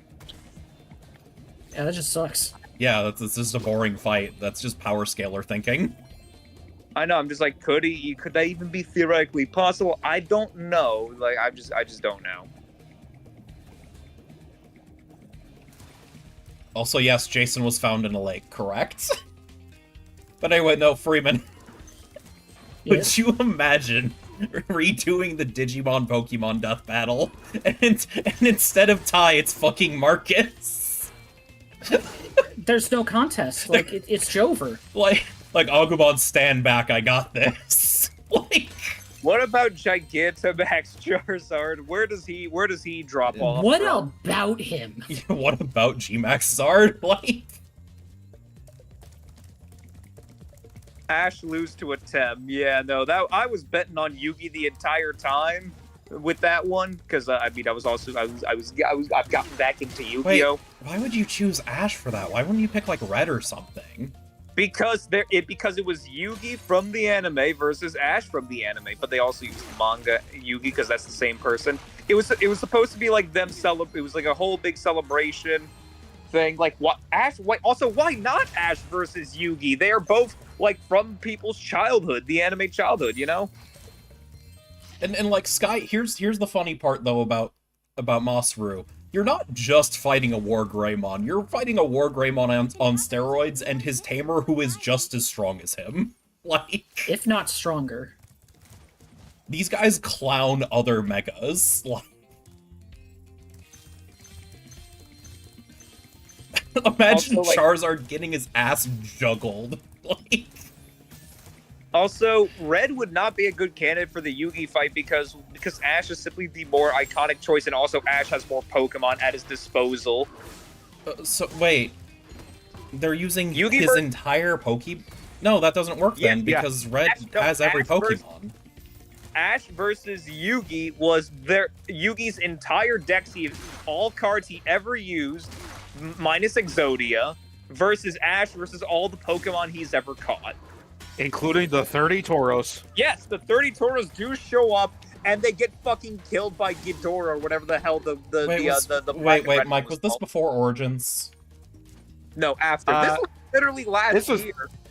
Yeah. Oh, no, Red objectively would have been better then. They just used Origins Red, who canonically caught every Pokemon in Kanto, including Mewtwo. That's the thing, they still lose. Ash has Pokemon from every region, that's the thing. Yeah, that's still less than 150. The thing is, it's more about, like, this is a more Yugi versus Ash is more thematic in choice. I mean, I guess? Yeah, because this is little Yugi, you know, it's all about unorthodox strategies and all that, because that was Ash's big thing in the anime. He was very unorthodox. Was he? Yes. Yeah. Remember, I'm gonna shoot my Talo with Thunderbolt to give him a lightning shield. That's so stupid. Yeah. But, like, no, I'm not denying... Listen, I am not saying that Yugi would not win, because, yes, there's some horse shit. But ultimately, I'm just like, wait, no, Red would objectively be just a better fight. You know? You're gonna have to just watch. You know, I'm gonna make you watch the death battle, and I'm not going to watch the death battle. It's actually really well animated. They actually got this. You know, the guy who sung the opening for Pokemon, they got him to sing the background music for that video. That's nice. Woo. Yeah. Come on. It was fun. It's funny how Yugi's 2 win conditions were fucking Magic Cylinder. One of them was Magic Cylinder. That was so fucking great.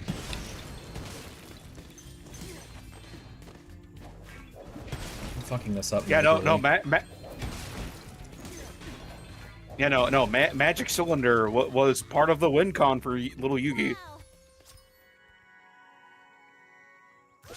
And, like, no, ultimately I understand, but, like, how many of Ash's Pokemon are League ready either, you know?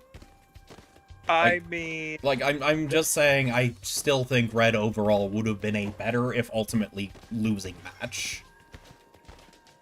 Most people would actually disagree. I mean, yeah, they could be wrong. Like... Most people are indeed wrong. I'll be a little mean about that. Like, I do not see a real argument when Red's just got more and they're strong too. I see the through line with Yugi versus Ash, and Ash is also kind of strong. Like, he's hilariously kind of strong in a cartoonish way. Dude was ripping apart machines in the anime. Yeah, I know. But yeah, like, what Sky said is like, yeah, Ash has Mewtwo and the 3 birds, like... Yeah, it's really the only legendary Ash has is the fucking Sun Lion. Which, like, is strong, but, like, you know... There's just a level of, like, the birds and Mewtwo. Anyway, going back, favorite Spyro side character. You know what? Freeman, you remember playing Spyro, right? Let's all answer that one. Bubba. Bubba? Bubba the Dilf? Bubba. Bubba the Dilf.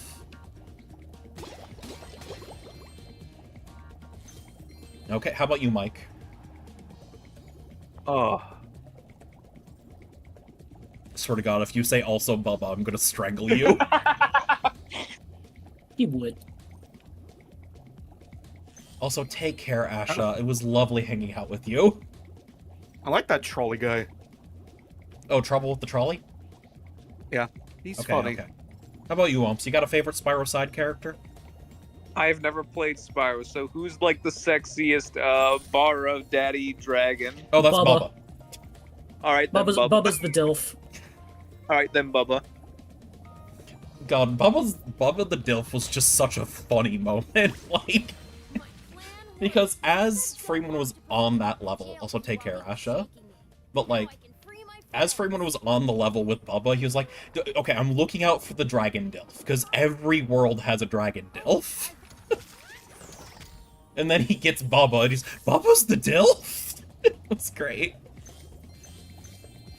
As for me, I admit, I like Agent 9. I think he's cool. I think he's funny. He has a laser. And he's like Proto-Ratchet from Ratchet and Clank. Like, it's really neat. Also, Blinks is the mole, right? The professor's nephew from Hero's Tale? Who has agoraphobia, but they don't call it agoraphobia? Prepare for war. Blinks the cat is here. See, I remember my lore, Sky. You should all be ashamed for not remembering Blinks the mole. It's funny because the only name I know about of Blinks is like that one advertisement for that one like cat character that's like, I'm better than Mario and Sonic. Well, yeah, because that was in the era where Xbox was trying to establish itself. Like, ultimately, that is the answer to that.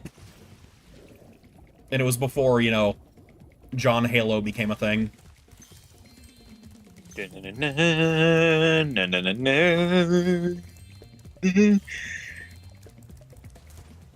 Imagine trying to declare yourself top cheese when John Halos exists. Well, that's the thing is, they didn't know that John Halo would be the guy then. That's the funny part. Wait, is it not on Game Pass already?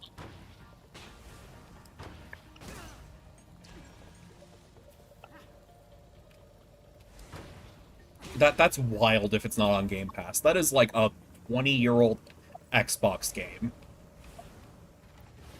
I still like that one Crash like commercial or whatever where a guy in like the Crash Bandicoot outfit literally went to Nintendo HQ with a megaphone and was yelling at them. Well, yeah, that was like the style at the time.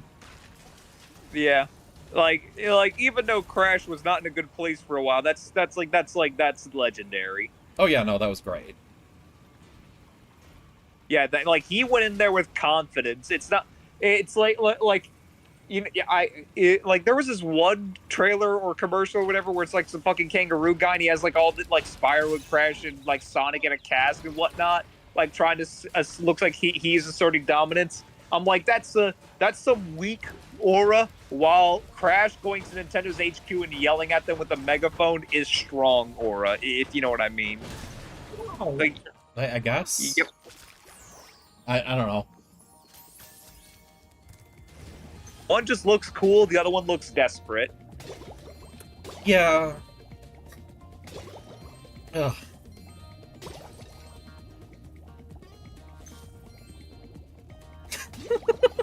I'm sorry, the Bubba thing got me again.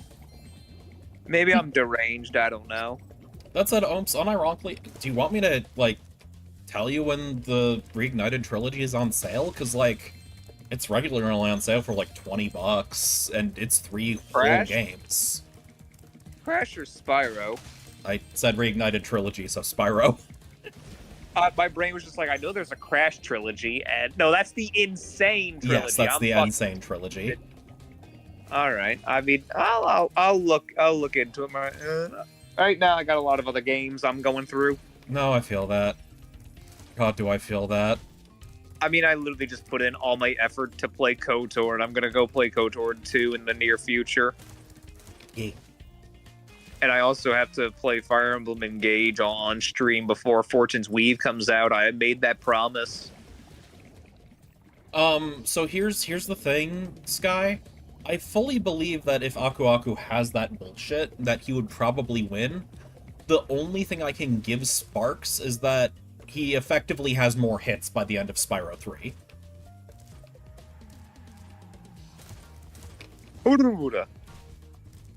And, like, that's also an upgrade in Hero's Tail. I don't know if you want to allow that to stack or not, but, like, you know, you get 2 gold levels, 1 blue level, 1 green level. So, like, that's 4 hits. That's more than Aku Aku has ever taken, right? Like, outside of invulns.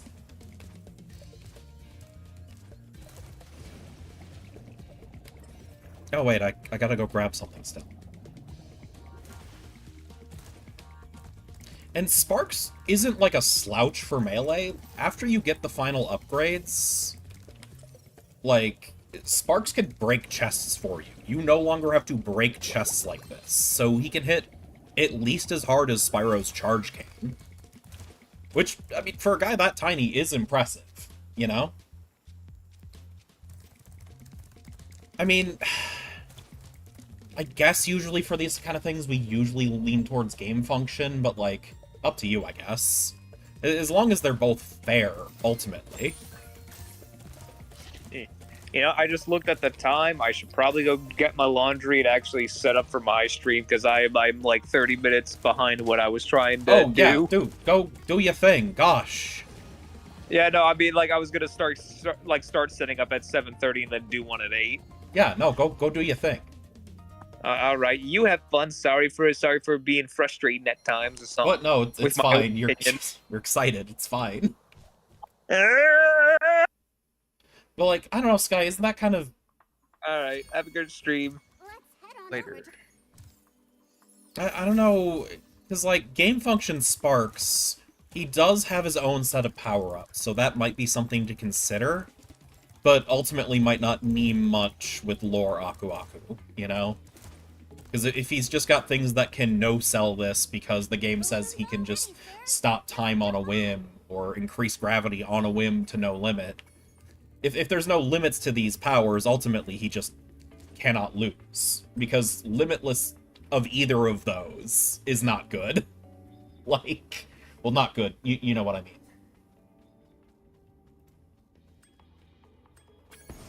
Wait, limitless. Say that again. No. I'm not doing it. You can't make me.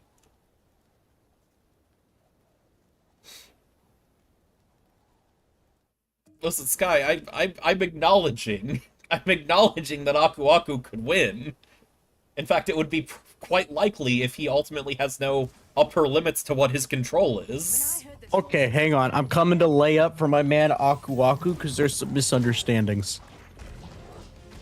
Alright, so the Crash 4 power-ups. Those are not Aku Aku. Space, time, gravity, whatever, that's not him. But would he not have access? So wait, that's not... That is not Aku Aku. The plot of Crash 4 is you meet 4 other ancient tiki masks that give you those powers. Those aren't Aku Aku's powers. By the way, no, Spyro's not 1v1ing Buzz, and he's the first boss. He possibly could be argued to be able to, but ultimately he's not. I mean, yeah. So, Aku Aku, in regards to actual lore and outside of things you as the player get to do with him. Okay. Aku Aku is able to teleport across dimensions and space. Okay. He just winds up in this weird, like, cosmic parallel world multiple times, beefing with Uka Uka for no reason, just because he can. He is able to apparate Crash, Coco, whoever else he needs, to other areas through time and through space, not time. Well, that's the same thing, ultimately. Well, it's never been shown that Aku Aku can put them into the past, just the sort of subspace dimension. No, that's fair, but, like, you know, I'm just saying, ultimately, if you can control space, you can also control time. Yeah. Like, that's just how that kind of works. Yeah. Aku Aku has been shown firing what are basic... You know the meme ancient Egyptian lasers? No. Okay. Alright, how many of y'all saw Yu-Gi-Oh! Battle City all the way through? I didn't. Okay. I did. Vaguely. I remember the. So you remember the episode, or you remember the episode where Bakura meets Pegasus, Wait and a they minute. just shoot lasers at each other for no reason? Hold on. Oh yeah. No. Yeah. Sparks is kind of implied to be able to warp space-time, though, because, one of the power-ups in the OT that they just made a basic ability and reignited is that he can warp you through your guidebook to any level. That's like just a power he has, eventually, just from absorbing Dragon Egg magic. I see. Anyway, point is, anyways, Aku's. No, I felt like I had to bring that up. It's like, wait, hold on. No, that's fair. Yeah, one of Aku's big things in his ring is he just has fucking magic for some reason, and it's never elaborated on. And it's a very loose magic system. Which ultimately is like, okay, so there's just some horse shit. Yeah, he just gets to do horse shit. So in Crash Wrath of Cortex, it is implied, if not outright stated, eons ago, he contained the elemental masks and imprisoned them into some dimension. Okay. Or sealed them away or something. He did something to make them not here. Yeah, the elemental masks are basically nature personified. They control nature itself. Yeah, and they make it run amok. They're the Titans from Hercules. Yeah. He on his own sealed them away. He on his own sealed forces of nature. Yeah. We're not sure how he did it. Yeah, there's just ultimately a level of, like, surely the numbers are big at this point. Or, like, you've got some esoteric knowledge. That unless it is specifically a spell only to bind to these specific things forever, you could just use that on anyone. Yeah. He sealed away his brother, who is equally powerful as him. Well, how's his brother not just break out? That's sort of the thing. So here's the thing. He did break out, but due to external forces. Was it Crash? Crash beat him up? Actually, kind of. So the end of Crash 2, they blow up Cortex's space station. It goes hurtling back down to Earth, and it hits this random temple. And it You know how Demon King Piccolo broke out? Oh, yeah. It's basically that. So we're just he tricks a guy. He doesn't even trick a guy. He just apparently he has some sort of influence over the bad guys because they've been apparently working for him since the first game. Okay. It's just that because the space station crashed into the temple he was sealed away at, he's like, oh well. Man, whatever. I mean that's genuinely. That sure sounds like some Naughty Dog writing. Yeah, no. Genuinely, it's the just secret bad guy was this guy all along. Yeah, and to the point where in the Insane trilogy, they make it a little more canon because they now have the benefit of hindsight. You know, like okay, well we have to make sure that this isn't just an ass pull. Yeah, like in Crash 1 and 2, whenever you get a game over, Uka Uka's in shadow at the game over screen, but in Crash 3, you see him. Okay. Stuff like that. Point is, he's somehow been, like, telling the bad guys to do shit for him, despite being sealed. Well, and I mean, just like Crash, Ugin, right? Yeah, exactly. I can't believe that Magic the Gathering ripped off Crash. Magic Gathering ripped off a lot. They kind of did. But that was in the era you were still enjoying Magic, Freeman. Yeah, and? So it was funny to make a little jab since you were here. Exactly. But yeah, so whatever, like, pot or rice cooker or whatever Uka Uka was sealed away and broke, and he just came out. I mean, ultimately, part of his evil plan, right? Yeah. Sure. I'm trying to think, is there any... The other thing I can think of note is that, he just has, like, magic tiki space lasers, and he uses it to fight his brother. And it's said that, like, how else are you gonna have them fight? They're both heads. Like... Yeah, so Crash and Cortex need to, like, get out of the way or they get, like, blown to bits. Yeah, like, maybe mechanics-wise this is a more fair fight, but, like, definitely lore-wise, Sparks is not winning this. Yeah, mechanics-wise, I kind of want to give it to Sparks because Aku Aku mechanically is just the rings from Sonic. Yeah. He doesn't have any 'Cause- real power-ups unless you correct want me to if count I'm him being wrong. a surfboard. Like, we'll start them at max tier, right? You know? Ultimately, Yeah. this is now Sparks is dodging lasers, which he's pretty good at, honestly. He had a whole shmup mode. Whereas Aku Aku, like, he would start as gold, which is a limited time invuln, right? Yeah. Which, it's like, what, 10 seconds? It's not especially long. It varies from game to game. I'm trying to remember. I think Crash. But, like, 1 it's not through 3, very it's long. No, it's not very long at all. And then, after that, you've got 2 hits and you're done.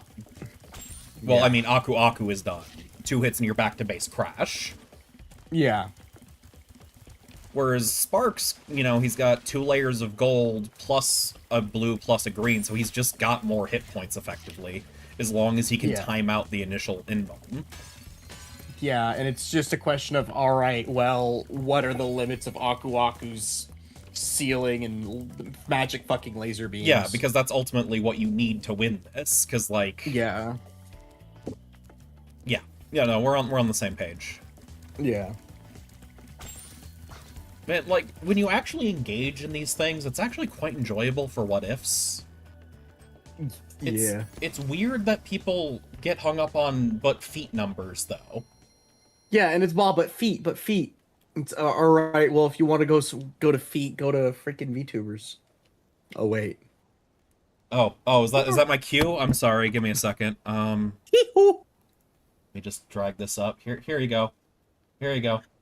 Ooh, look at me, chat. Ooh, look at me. Whoa, look at the feet. Whoa.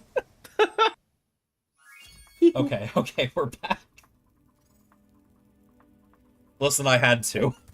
Yeah, no. It's the... If I get, like, actual live 2D shit, I'm gonna need to make some funny redeems like that. Yeah. The problem I have with, like, people who try to do feats and tier lists or power scaling is, theoretically, you could make anything a feat. Yeah. It's just how many people agree with you. It's yeah. I guess I wouldn't even go that far. Whenever it comes to power scaling type feat numbers, it's usually who can hit harder, not who has the more bullshit power. Yeah. Like, here's a really good example. Let me check the Versus wiki, because I remember this was really stupid. Alright, Versus wiki Ryuga. By the way, this is like a weird mechanical note of Sparks. He can just strafe. Like, he can just keep firing at you while moving. Shit's wild. Alright, so, Ryuga from Beyblade. Yeah. The guy who oh, has right, now I Eldra- remember you bringing this up. The Versus wiki lists him between tier 4A and 3C. All because he can throw a Beyblade really hard. Yeah, 4A is characters who can create/destroy multiple solar systems. And 3C is... Yeah, there are people... No, Freeman, there are people who think he can beat Goku. Like... Yeah. There are people who think he can fight Kratos. Because, like, no, the Goku thing is funny, because, like, we all know that there are people who think that Goku couldn't blow up a planet if he tried, which is just silly at this point. Like... Yeah. Like, listen, I know a lot of people It would be like a better to argument to say blowing up the planet's too easy. Because, like, listen, I hate to break it to you, Toriyama was not thinking as esoterically as you seem to think he was. He was just like, nah, Goku beat Frieza, he could blow up the planet now. Yeah. Alright, I'll be right back. I'm being called for someone real quick. Okay, I hope you have fun, Mike. I'm trying to even remember why they think this, because it's really stupid. It's gotta be like the pressure shockwaves required for some bullshit. Right? Hang on. Aura, energy manipulation, Okay, no. I want them to explain this. I need to see. Okay. Powers and abilities. Superhuman physical characteristics. Okay, yeah, he launches a Beyblade and he can blow up rocks and mountains. Sure. Stats amplification. El Drago can grow much stronger in all stats through centrifugal force. But that's his Beyblade, not him. Yeah, but that's his Beyblade, not him. Aura. Yeah, he does have, like, aura type things. That's fine. It's probably vaguely defined because it's fucking Beyblades, right? Yeah. Fire manipulation. I mean, he has a, like, fire aura sometimes, but that's not shown to be fire. Oh, Flight. So they're just making things up now. No, exact. Flight. I need to see the citation for flight. I don't remember Ryuga ever fucking flying. Can survive in space. Wait, where? Yeah, please show me the citation, because there was an episode where they went to space, but Ryuga was not there. This is so wild. I think they're just lying and seeing who will call them out. No, they have to. All right, hang on. What is it? No, this is the wildest thing that could have happened tonight. Thank you. Mind control is El Drago, not fucking Ryuga. Are we counting El Drago because he is the wielder? I mean, like, I guess that's an argument you could make, but it's a bit silly. You shouldn't be using it for his, like, physical sets, though. Like... Yeah. Because ultimately, any physical force is being applied by him, while spiritual force is enhanced by the Beyblade. Yeah. This is fucking... Power, energy, and Beyblade X. This is Beyblades that I don't even like. Power and energy absorption. El Drago can steal the power of opponents and make their power into his own.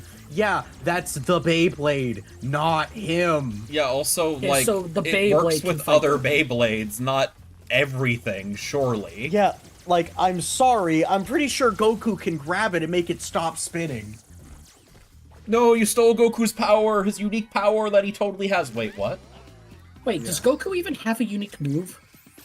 He does, he actually. The Dragon Fist. Yeah, like that's it, and it's really just a fancy key bomb. No, like well, I mean, technically every attack is a fancy key bomb, but he has a couple. But like, the Dragon combo. No, I mean, like, listen, there's a difference between this is a key bomb where it's kind of just a key bomb, and like the Destructo Disc where there's like kind of a specialized use.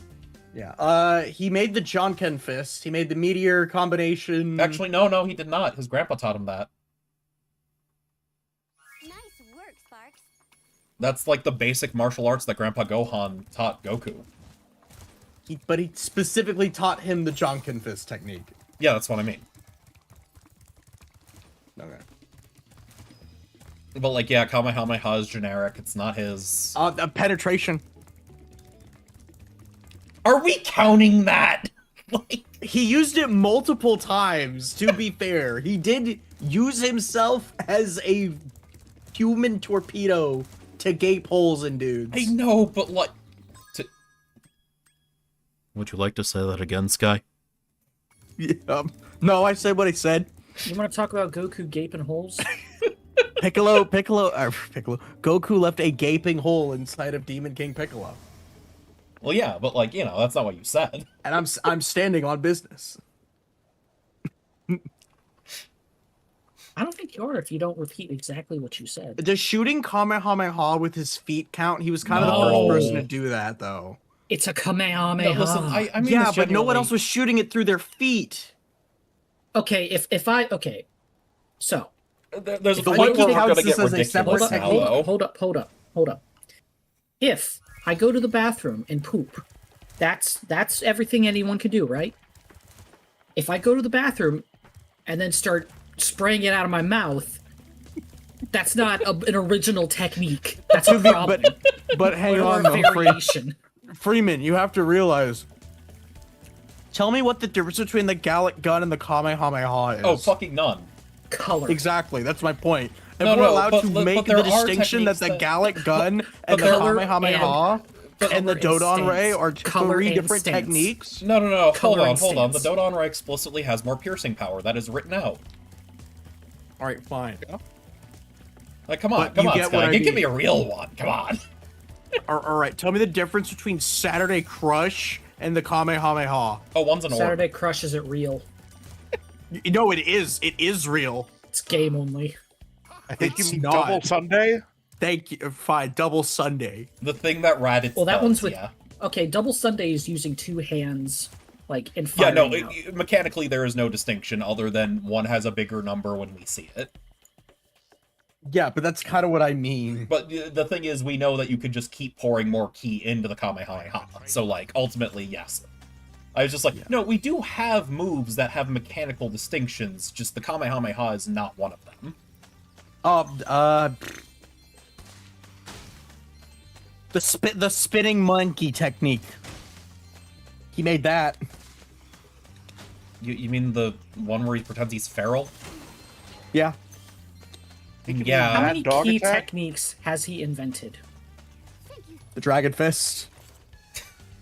Which is The God ultimately just a Bind. really fancy key bomb, like...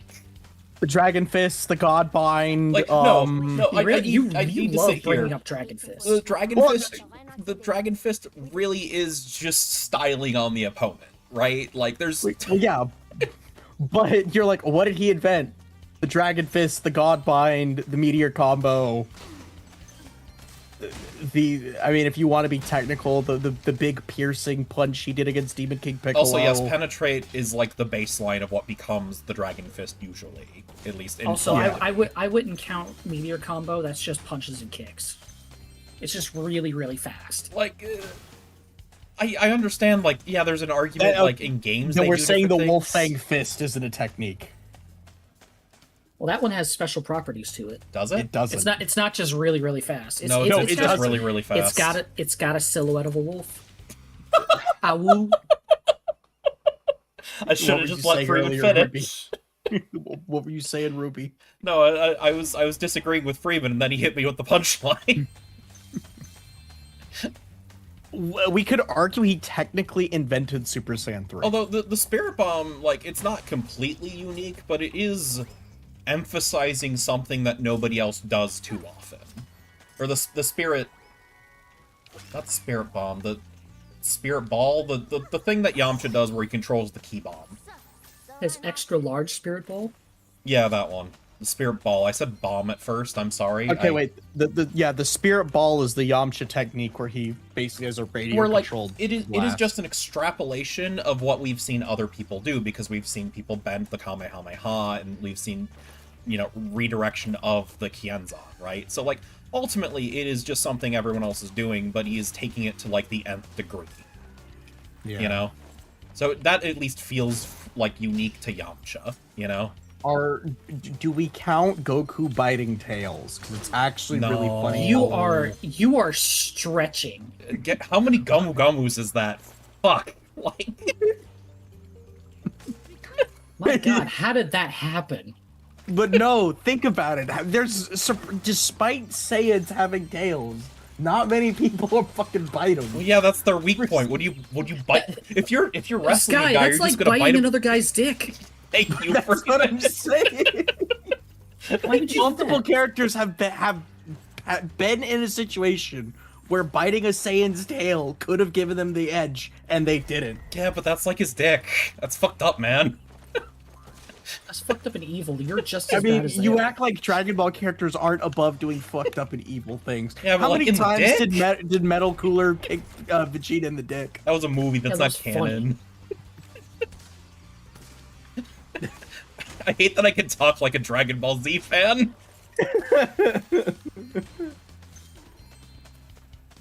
It's also near his ass. That's true. Do you want to risk Goku just ripping ass right in your face? Like, God. I mean, if it means I can beat him, probably. Yeah, but you you don't want know if he's Vegeta just to gonna do rip ass in feces your in your mouth? face. Do you want nap of fecal matter in your mouth? That's just Goku's ass in your face, dude. Do you want Raditz bog water going down your gullet? Hang on, wait.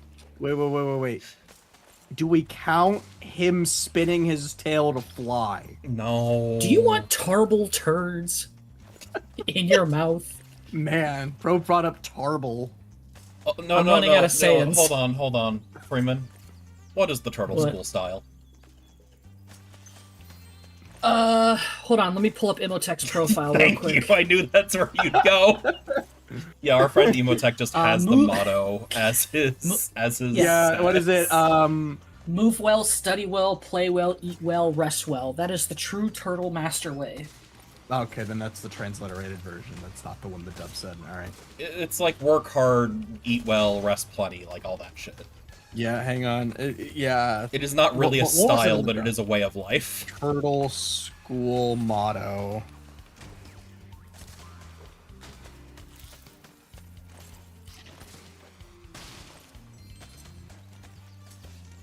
By the way, God, I know Cabo's not here, but I'm really excited for her to get further.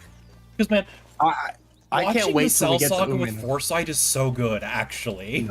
No, for real. I can't wait till we get to Gohan. Well, because, like, literally, I noticed this. Like, we know it. Like, listen, we've all seen the Cell Saga here, right? Like, surely, like, if this is unless like someone. Like, unless Cabo speaks up right now in my chat, which I don't think she's even here, because she was in a stream with Yomi earlier. Yeah. Like, we're just gonna talk about it. Yeah. But yeah, like, while we're watching, I'm noticing, oh, they're only talking about Goku and Vegeta being the one to solve the arc. They're just ignoring Gohan. What do you mean they're ignoring Gohan in the Cell Saga? Yeah, Goku is the only one who believes in Gohan. At least before the training. And even then, he's still kind of the only one who believes in Gohan. And Goku's like the guy everyone believes in so goddamn hard, except Vegeta. Like... You know, it is weird. Piccolo should have, like... Yeah, Piccolo voiced concern, but he also should have had some hope in Gohan. Well, he voiced concern because he's like worried, you know, like Gohan doesn't really like fighting, right? And yeah, Trunks comes back and he's not thinking much of this Gohan because it's not his Gohan. And he's like, oh, he's just a kid. He's not as cool as my guy. You know? Yeah, but what if he was cooler? No, cooler's the other guy. But he's... Oh, well, no. I guess Cooler is canon. Wait, is it? Well, we know King Cold is canon, and we know King Cold has talked about his family. Well, yes, and I mean, like, yeah, King Cold is canon because he was like manga canon. Like, he was as canon as you could get. Well, yeah, I mean, Trunks literally fucking killed him. No, I just, I had to make sure that we're not, pretending that anyone thought King Cold was not canon. Yeah. But my thing is, alright, well... King Cold's canon. Ergo, Frieza has a family. You're extrapolating via a single bit of dialogue. Yeah, that's part of the issue, is we don't know how far, like, ultimately, yes, there is room for Cooler to exist, but I do not think he is confirmed hard canon in that. If that makes sense. Hey, stop shooting things at me. I don't like it when you do that.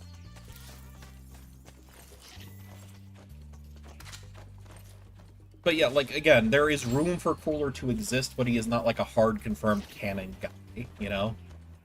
Yeah. That is the best way I can describe it. By the way, other thing, man, fucking 17 and Piccolo fight goes fucking hard as hell, actually, animated. Like, fuck, the choreography was good. No, it's good. And then you remember the scene where 17 and Piccolo just punch each other in the chest and have, like, Yeah, Team 4-Star made the joke about that, yeah. Yeah. What were you about to say, Freeman? I'm sorry. No, I was gonna say, and then Cell comes along and ruins it. No, he does. He does ruin it, everything. But it's actually very appropriately placed because Piccolo's worn out. Like, 17 points out, dude, you're wearing down. I'm at 100 right now. Yeah, dude, I'm literally a machine. I cannot go any lower. So even if you want to argue Piccolo could beat Cell at full, Piccolo's not at full right now. And, like, we are told explicitly, he is not at full. He is doing his best. Yeah, they were whittling each other down, and not to mention, First Form Cell is at his sneakiest. Yeah. Because at Second Form, he doesn't really need to sneak anymore. Oh no, he has the power to just sort of do what he wants now. Like, anyone below fucking Vegeta and Trunks is just not a threat at that point. Yeah. So, all right, and this way, depends on. Sorry. This depends on what people feel is and isn't canon, because there's a whole argument for this. Cooler does make a cameo appearance in GT. GT's not. Is GT canon still? I mean, ultimately, here's the thing: they still sell GT merch, so like. Here's the big issue. Prior to Super, GT kind of was canon. Yeah.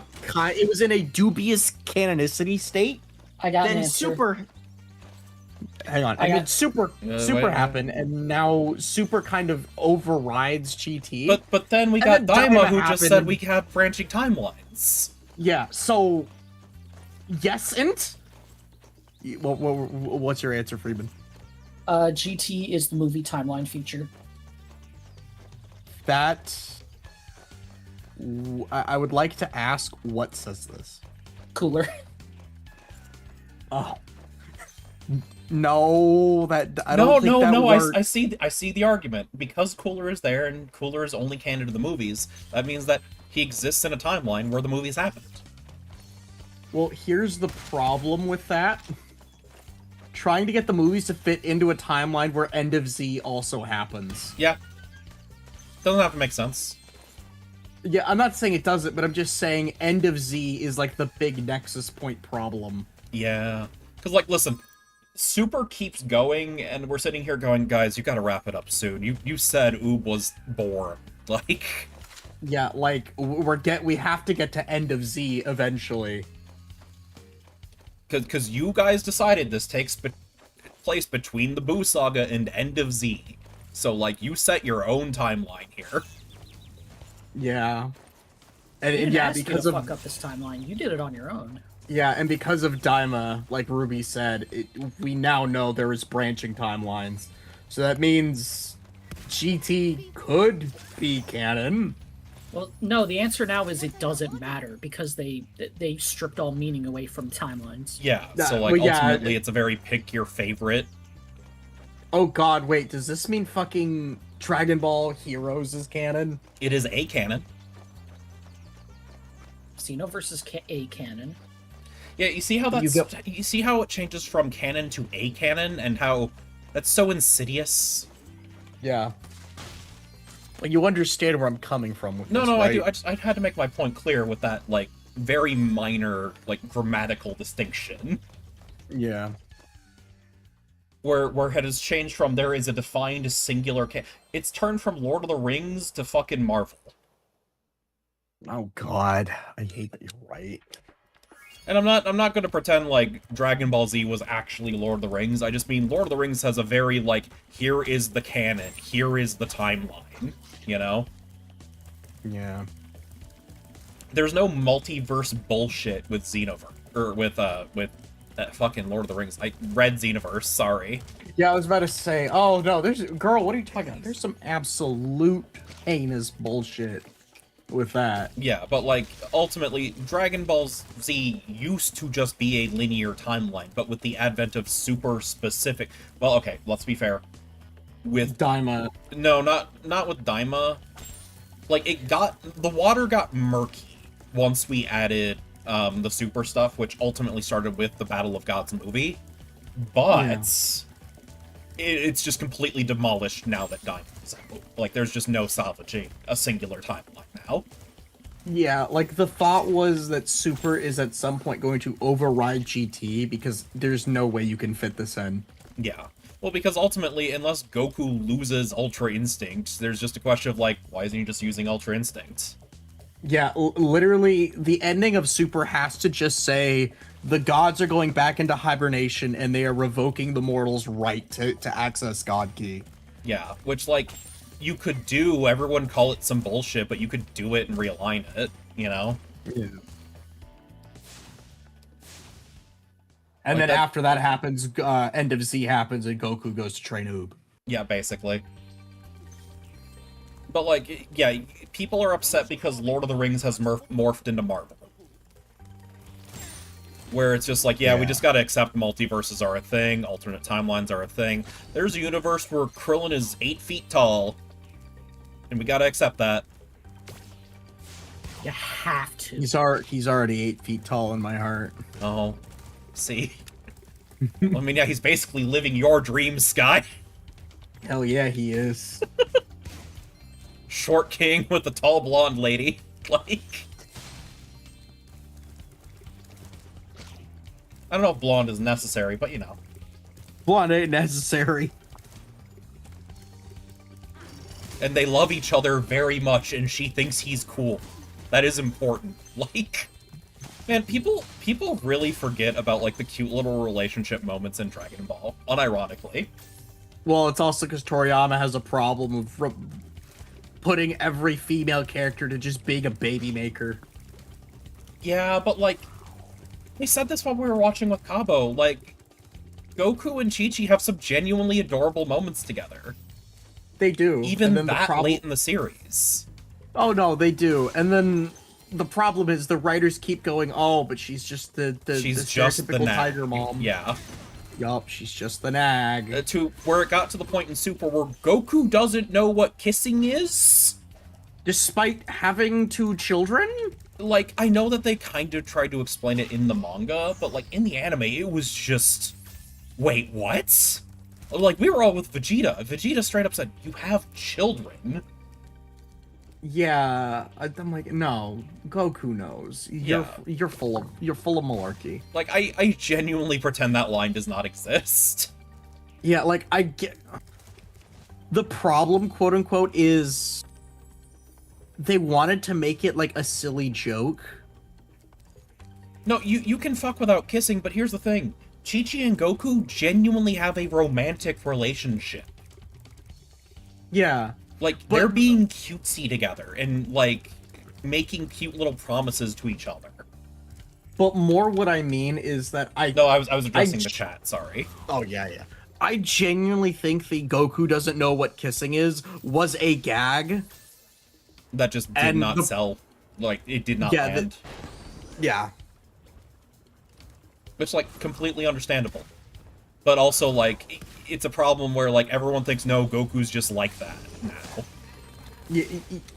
It's the same thing that happened when Team 4-Star kept pushing the Goku's a bad dad joke. Which was a little funny when they were the only ones doing it. Yeah, it's funny when everyone knows it's a joke. It's less funny when people genuinely think Goku is this monster of a father. Yeah.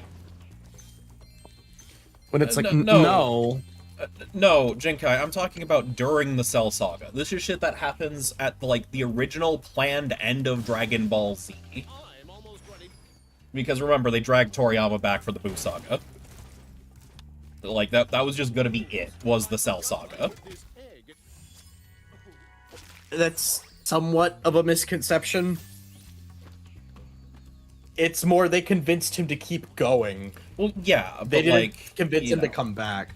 Yeah. Towards the end of the saga, they're like, "No, keep writing Toriyama," and he's like, "Fine, but I'm gonna write Shonen what Jump I was want." on their knees going, "Toriyama, man, like you're paying our fucking bills, dude. Come on, man, just one more arc, just one more fucking arc. We got this One Piece thing. It'll be great." Yeah, and then Toriyama kind of nodded his head and went, "Fine, but I want to write about Gohan." No, he didn't though.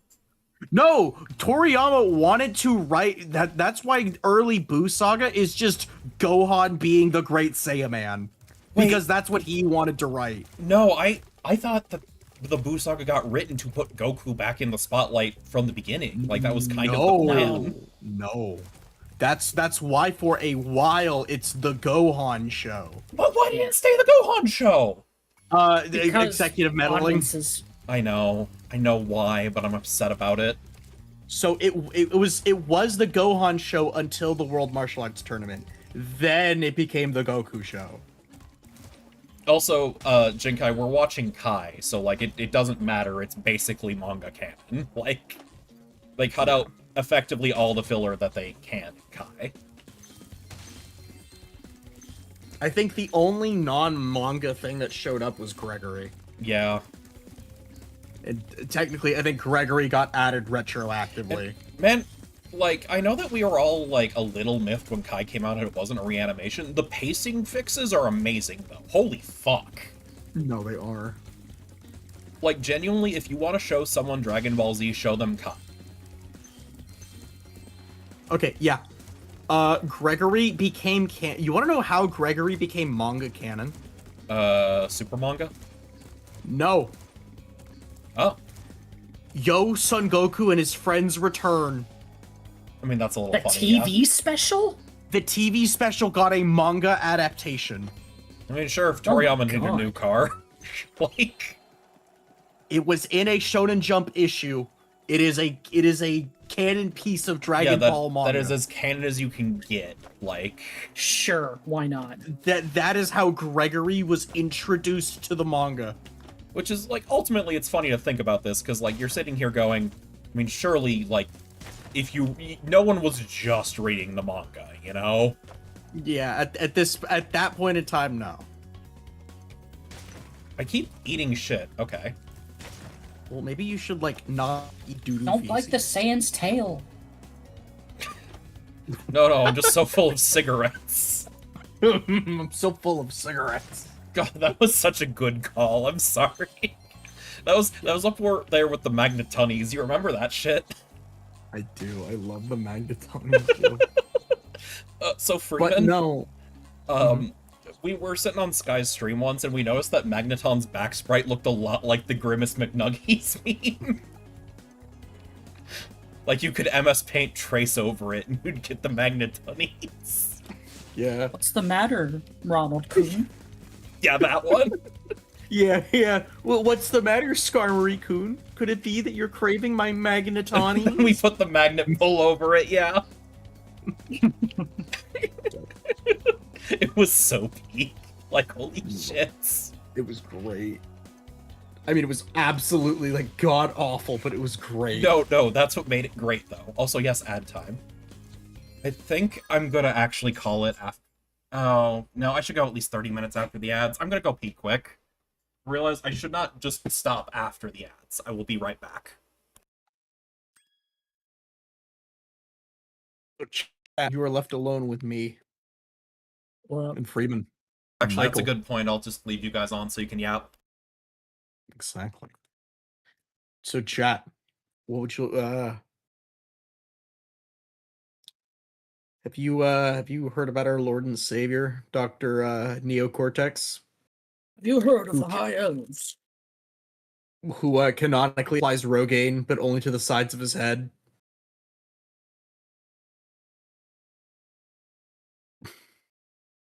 That's real. Way there was during an interview, a Naughty Dog employee just straight up said, "Oh yeah, Cortex puts on Rogaine, but only in like the spots where he has his tufts of hair."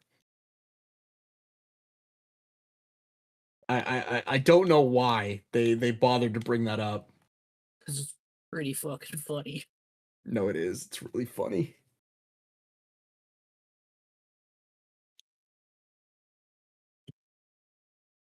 That's like saying, I don't know. Jack has to take Adderall, but only on Wednesdays. Who's Jack? I don't know. If there's anyone in Jack and Daxter who takes Adderall, it's Daxter. I'm sorry. No. What if Jack is taking Daxter's Adderall? He's stealing his Adderall? Yeah, but only on Wednesdays when he's got to lock in. What a bastard. Yeah, what an asshole. What a bad friend, actually. I mean, don't get me wrong, Daxter's not exactly a great friend, but you know. Yeah. I mean, him just not listening to, what's their freaking teacher's name? Forget. The old guy. The old guy from Jack 1. Him not listening to him is the whole reason they're in the freaking predicament they're in. That is true. But I mean, upside, at least Daxter technically became a god. See, I think my favorite stupid tidbit is, like, they made him ugly on purpose before the transformation. Like, they made this man look like he was born to be a weasel. Like... No, you're right.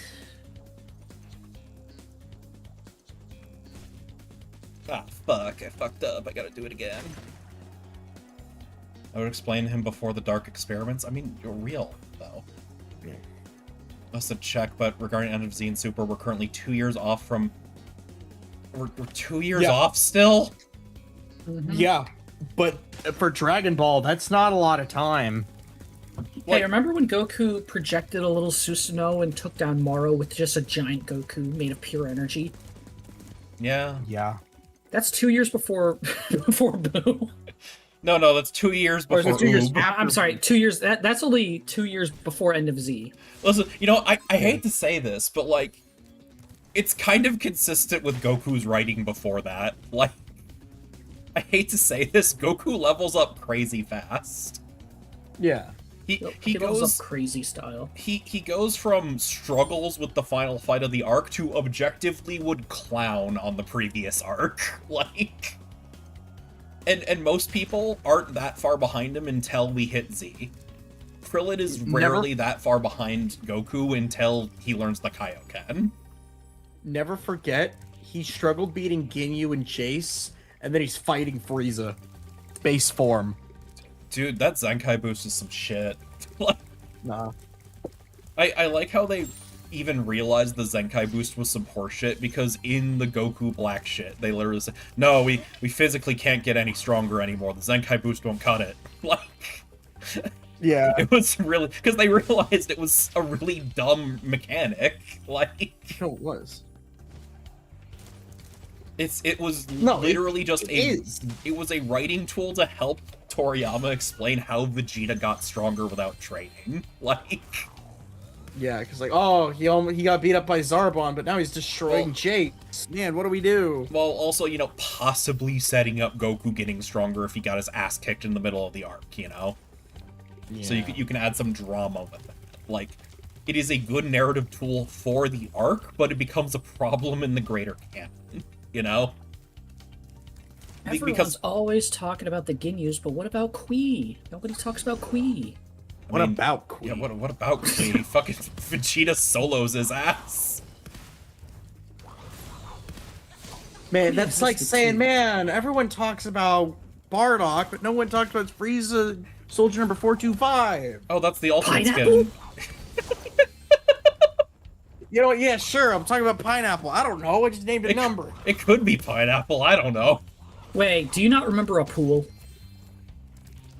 I remember he's literally he's not the Frieza 17. skin soldier I'm looking about. Yeah, I'm thinking about the Frieza soldier with the blue skin, the horns, and like the gray handlebar mustache. Oh, that guy. The guy who instantly gets killed by Krillin. By the way, God, exactly. I actually loved looking at that, because I was like, Toriyama had fun writing these guys and loved it, because he'd never have to draw them after this scene. Oh God, you're right. He probably did like it. Because, like, Toriyama likes novel designs, but he hates drawing complex designs over and over. He was probably ready to just honestly drink bleach after drawing Kaioken too much. Like...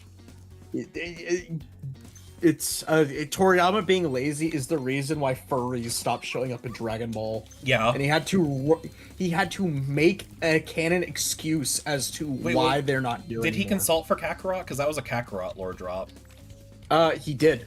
Okay, because like you know why I had to check though, right? Like, yeah, he was a consultant for Kakarot. Dragon Ball Legends makes you think about a pool for a moment. That's more than anyone's thought about a pool in a while. Yeah. No, they said makes you care about a pool, not just think. I mean, tomato. Yeah. I can't believe you don't care about a pool. He's Frieza's top guy. Even though he's not even in the top 5. He's Frieza's top 5. He's Frieza's top 5 before the Ginyu Force. Like... Of all the mooks, he's top 5. Okay. No. Hold the phone. You're telling me ranking order is Zarbon, Dodoria, Kui, a pool. Is that what you're telling me? Well, I mean, Vegeta probably still beat a pool. Goddamn right. Well, listen, Vegeta probably edged out most of the actual bottom rung just because he could turn into a giant monkey for a 10 times bonus. No, Frieza hates him, and you know why. Well, no, but I mean just like, you know, numbers-wise, if you gotta send a guy to blow up a planet, you're probably sending Vegeta. Yeah, probably. Because, like, listen, I'm sorry, blowing up the moon had already been a thing for a minute in Dragon Ball. Like, never forget, Dragon Ball era Master Roshi could blow up the moon. Like, there's a level of, like, just going, yeah, I actually kind of believe it when Vegeta says he could wipe out the planet. Like, yeah, like, Master Roshi could blow up the moon, it only was kind of stressful. Piccolo blew up the moon in the Saiyan Saga like it was nothing. Yeah, like, there's just levels, like, yeah, I fully believe that the Gallic Gun could just render the planet uninhabitable from the crust, you know, alone. Like, I fully believe Vegeta could blow up the planet, I'm sorry. Like, he can. I know, but people like to argue because he didn't literally do that. Well, yeah, he can't breathe in space. He doesn't want to die. Yeah, but he didn't literally do that, so that means he can't. He doesn't want to become space dust. Yeah, but he didn't literally do that, so that means he can't. Oh, we're having this. Yeah, no, that's the argument people bring up. Was like, yeah, maybe he never did it, but the story is written in a way where you're supposed to believe he can, the same way we're supposed to believe Cell could blow away the solar system. Because the story just preps you to do that. Like... Yeah. Okay, come on. Isn't it funny to think Cell technically killed a god? Yeah. It is a little funny. Wait, who'd he kill? Oh, he killed King Kai. King Kai. Right? I forgot that for a moment. Even though it's like a running bit for a bit, isn't it? Yeah, it's a running bit that can't... Oh god, what time is it? Oh, they also forgot to revive him until deep into Super. Yeah, because it doesn't change anything other than let the other guys laugh at him. Like, I'm gonna be real. It doesn't really. They're still laughing at him. Haha, you died. Like, they know he died. Yeah, but like, you know, the Halo's like an embarrassing thing for him. But it's like, yeah, but you trained Goku. And they literally all rely on Goku. Exactly. It's like laughing at, I don't know, who's the guy who invented something we all love? I'm ready to patrol the... It's good. You know, you're laughing at Gabe Newell. He gave us Steam. Steam is Goku in this situation. Steam is Goku. I don't know, I needed something that we all liked. We all like Steam. Is Goku. We have our problems with Steam, but ultimately we like Steam. Steam is Goku and Gabe Newell needs a new yacht. Oh. Actually, speaking of new yachts, Freeman, did you really want to discuss that thing that we brought up earlier? Sure. Oh, no. So, Sky, no, I DM'd you about it. Don't worry, you know about this. The Poke MMO thing. Oh, yeah, that. Yeah. It is wild how this situation has developed. Is GOG Gohan? I'll say yes. Because more people should respect GOG. The problem is, CD Projekt Red doesn't get respect from the industry.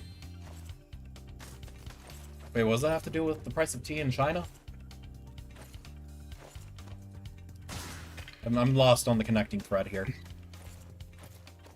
CD Projekt Red maintains GOG. Oh, I mean, yeah, you know. Nobody's perfect. No, but I'm just saying, the problem with GOG isn't GOG. The problem is no one in the industry respects CD Projekt Red. Oh. You know, I didn't except even know. Steam. When you said the problem with, it just made me imagine you as some sort of furry avatar No! with your arms crossed. Come on, be nice to Sky. Listen, it's not my fault. Each chose poor words. Oh, actually, that's not right. What's right? Okay. So, GOG. Yeah. How do I put it? Is owned by Michael, I think, Krinsky. Okay. Michael Krinsky is the founder of CD Projekt Red, and he also founded GOG. Okay. However, now Michael Krinsky no longer working Project Red, and he reacquired GOG away from them. Okay. So it's technically independent. It just needs to be owned by the guy who founded CD Projekt. All right. I mean, I guess it wasn't This really is a a long bother for rap. me, but like, yeah. No, but I wanted to make sure I wasn't just telling lies. On the internet? It's fine. We do that all the time for fun. I don't like lying on the internet. Not on purpose. I say something wrong because I'm stupid, that's one thing, but I'd like to not be stupid forever. I do think it's funny that King Kai was cool staying dead with Goku during the Cell Saga with Shenron for... But he gets mad 10 years later, yeah. Now, to be fair, during that time, Bulma has used, like, every wish to make herself the world's first, last, and only 11 out of 10, so, like, I can understand being... Yeah. Also, hello, Neo the Lynx. I'm still not over the fact that Bulma seriously used the freaking Dragon Balls to do cosmetic surgery. No, girl, same. Like, not even major cosmetic surgery, minor. Well, yeah, because it has to look natural. She can't just wake up with the body of a 20-year-old tomorrow.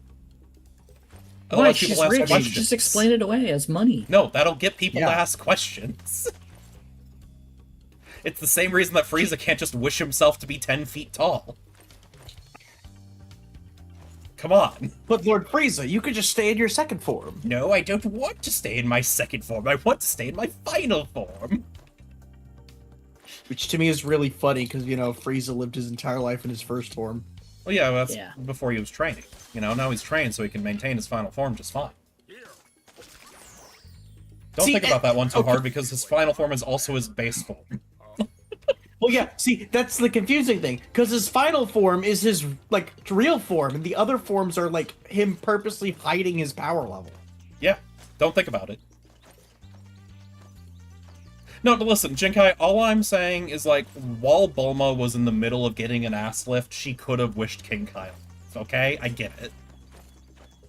They didn't even use all the wishes in Superhero, like... Yeah. Bulma really went to Shenron for a BBL. I'm sick to my stomach. No, I think it's so fucking funny. Like, oh no, it's hilarious. It's just really funny. She went to, hey Shenron, hey bestie, I need you to give me a BBL, please, and can I get some lip filler? Thanks. And he's like, like, what the? Like every I am time. The eternal... got you. I am the eternal dragon. What is this bullshit? I'm telling Dende. Are you sure you don't want me to touch up those crow's feet? No, that's next year.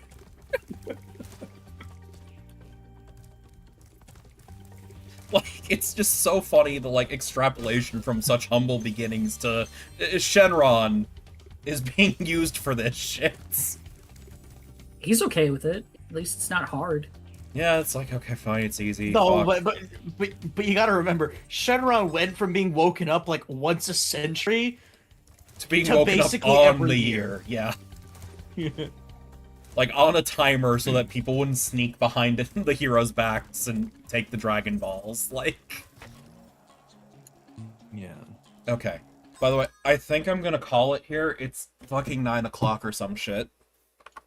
And also, I have now done a little bit longer than just the ads. I will fully admit I was thinking of calling it after the ads, but I realized that'd be really scummy. Like, I'm sorry. Yeah, I'm gonna have to go to bed and get ready for my flight. Yeah, so... Oh, you're flying? You can fly with those What's wings?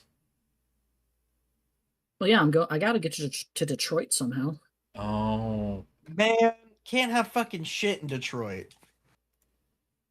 I mean, I hope I could have my concert. Let's see who we can rate, though. You can't have shit in Detroit. I'll just look for a Sam's tail to bite. You know, you guys listening to Oops earlier. I'm gonna send you guys over to Oops. Okay? Okay. The raid phrase is... I'm so full of cigarettes. Yum. Oh, I'm so Okay, I'm sending you guys over. You guys take care. Bye-bye. Later. See you tomorrow for the All Gens Soul Link. And no Goob Wars this week because Sky needed a day off, and a week off, but ultimately I get it. Yeah. Guys, take care. Oh. Oh.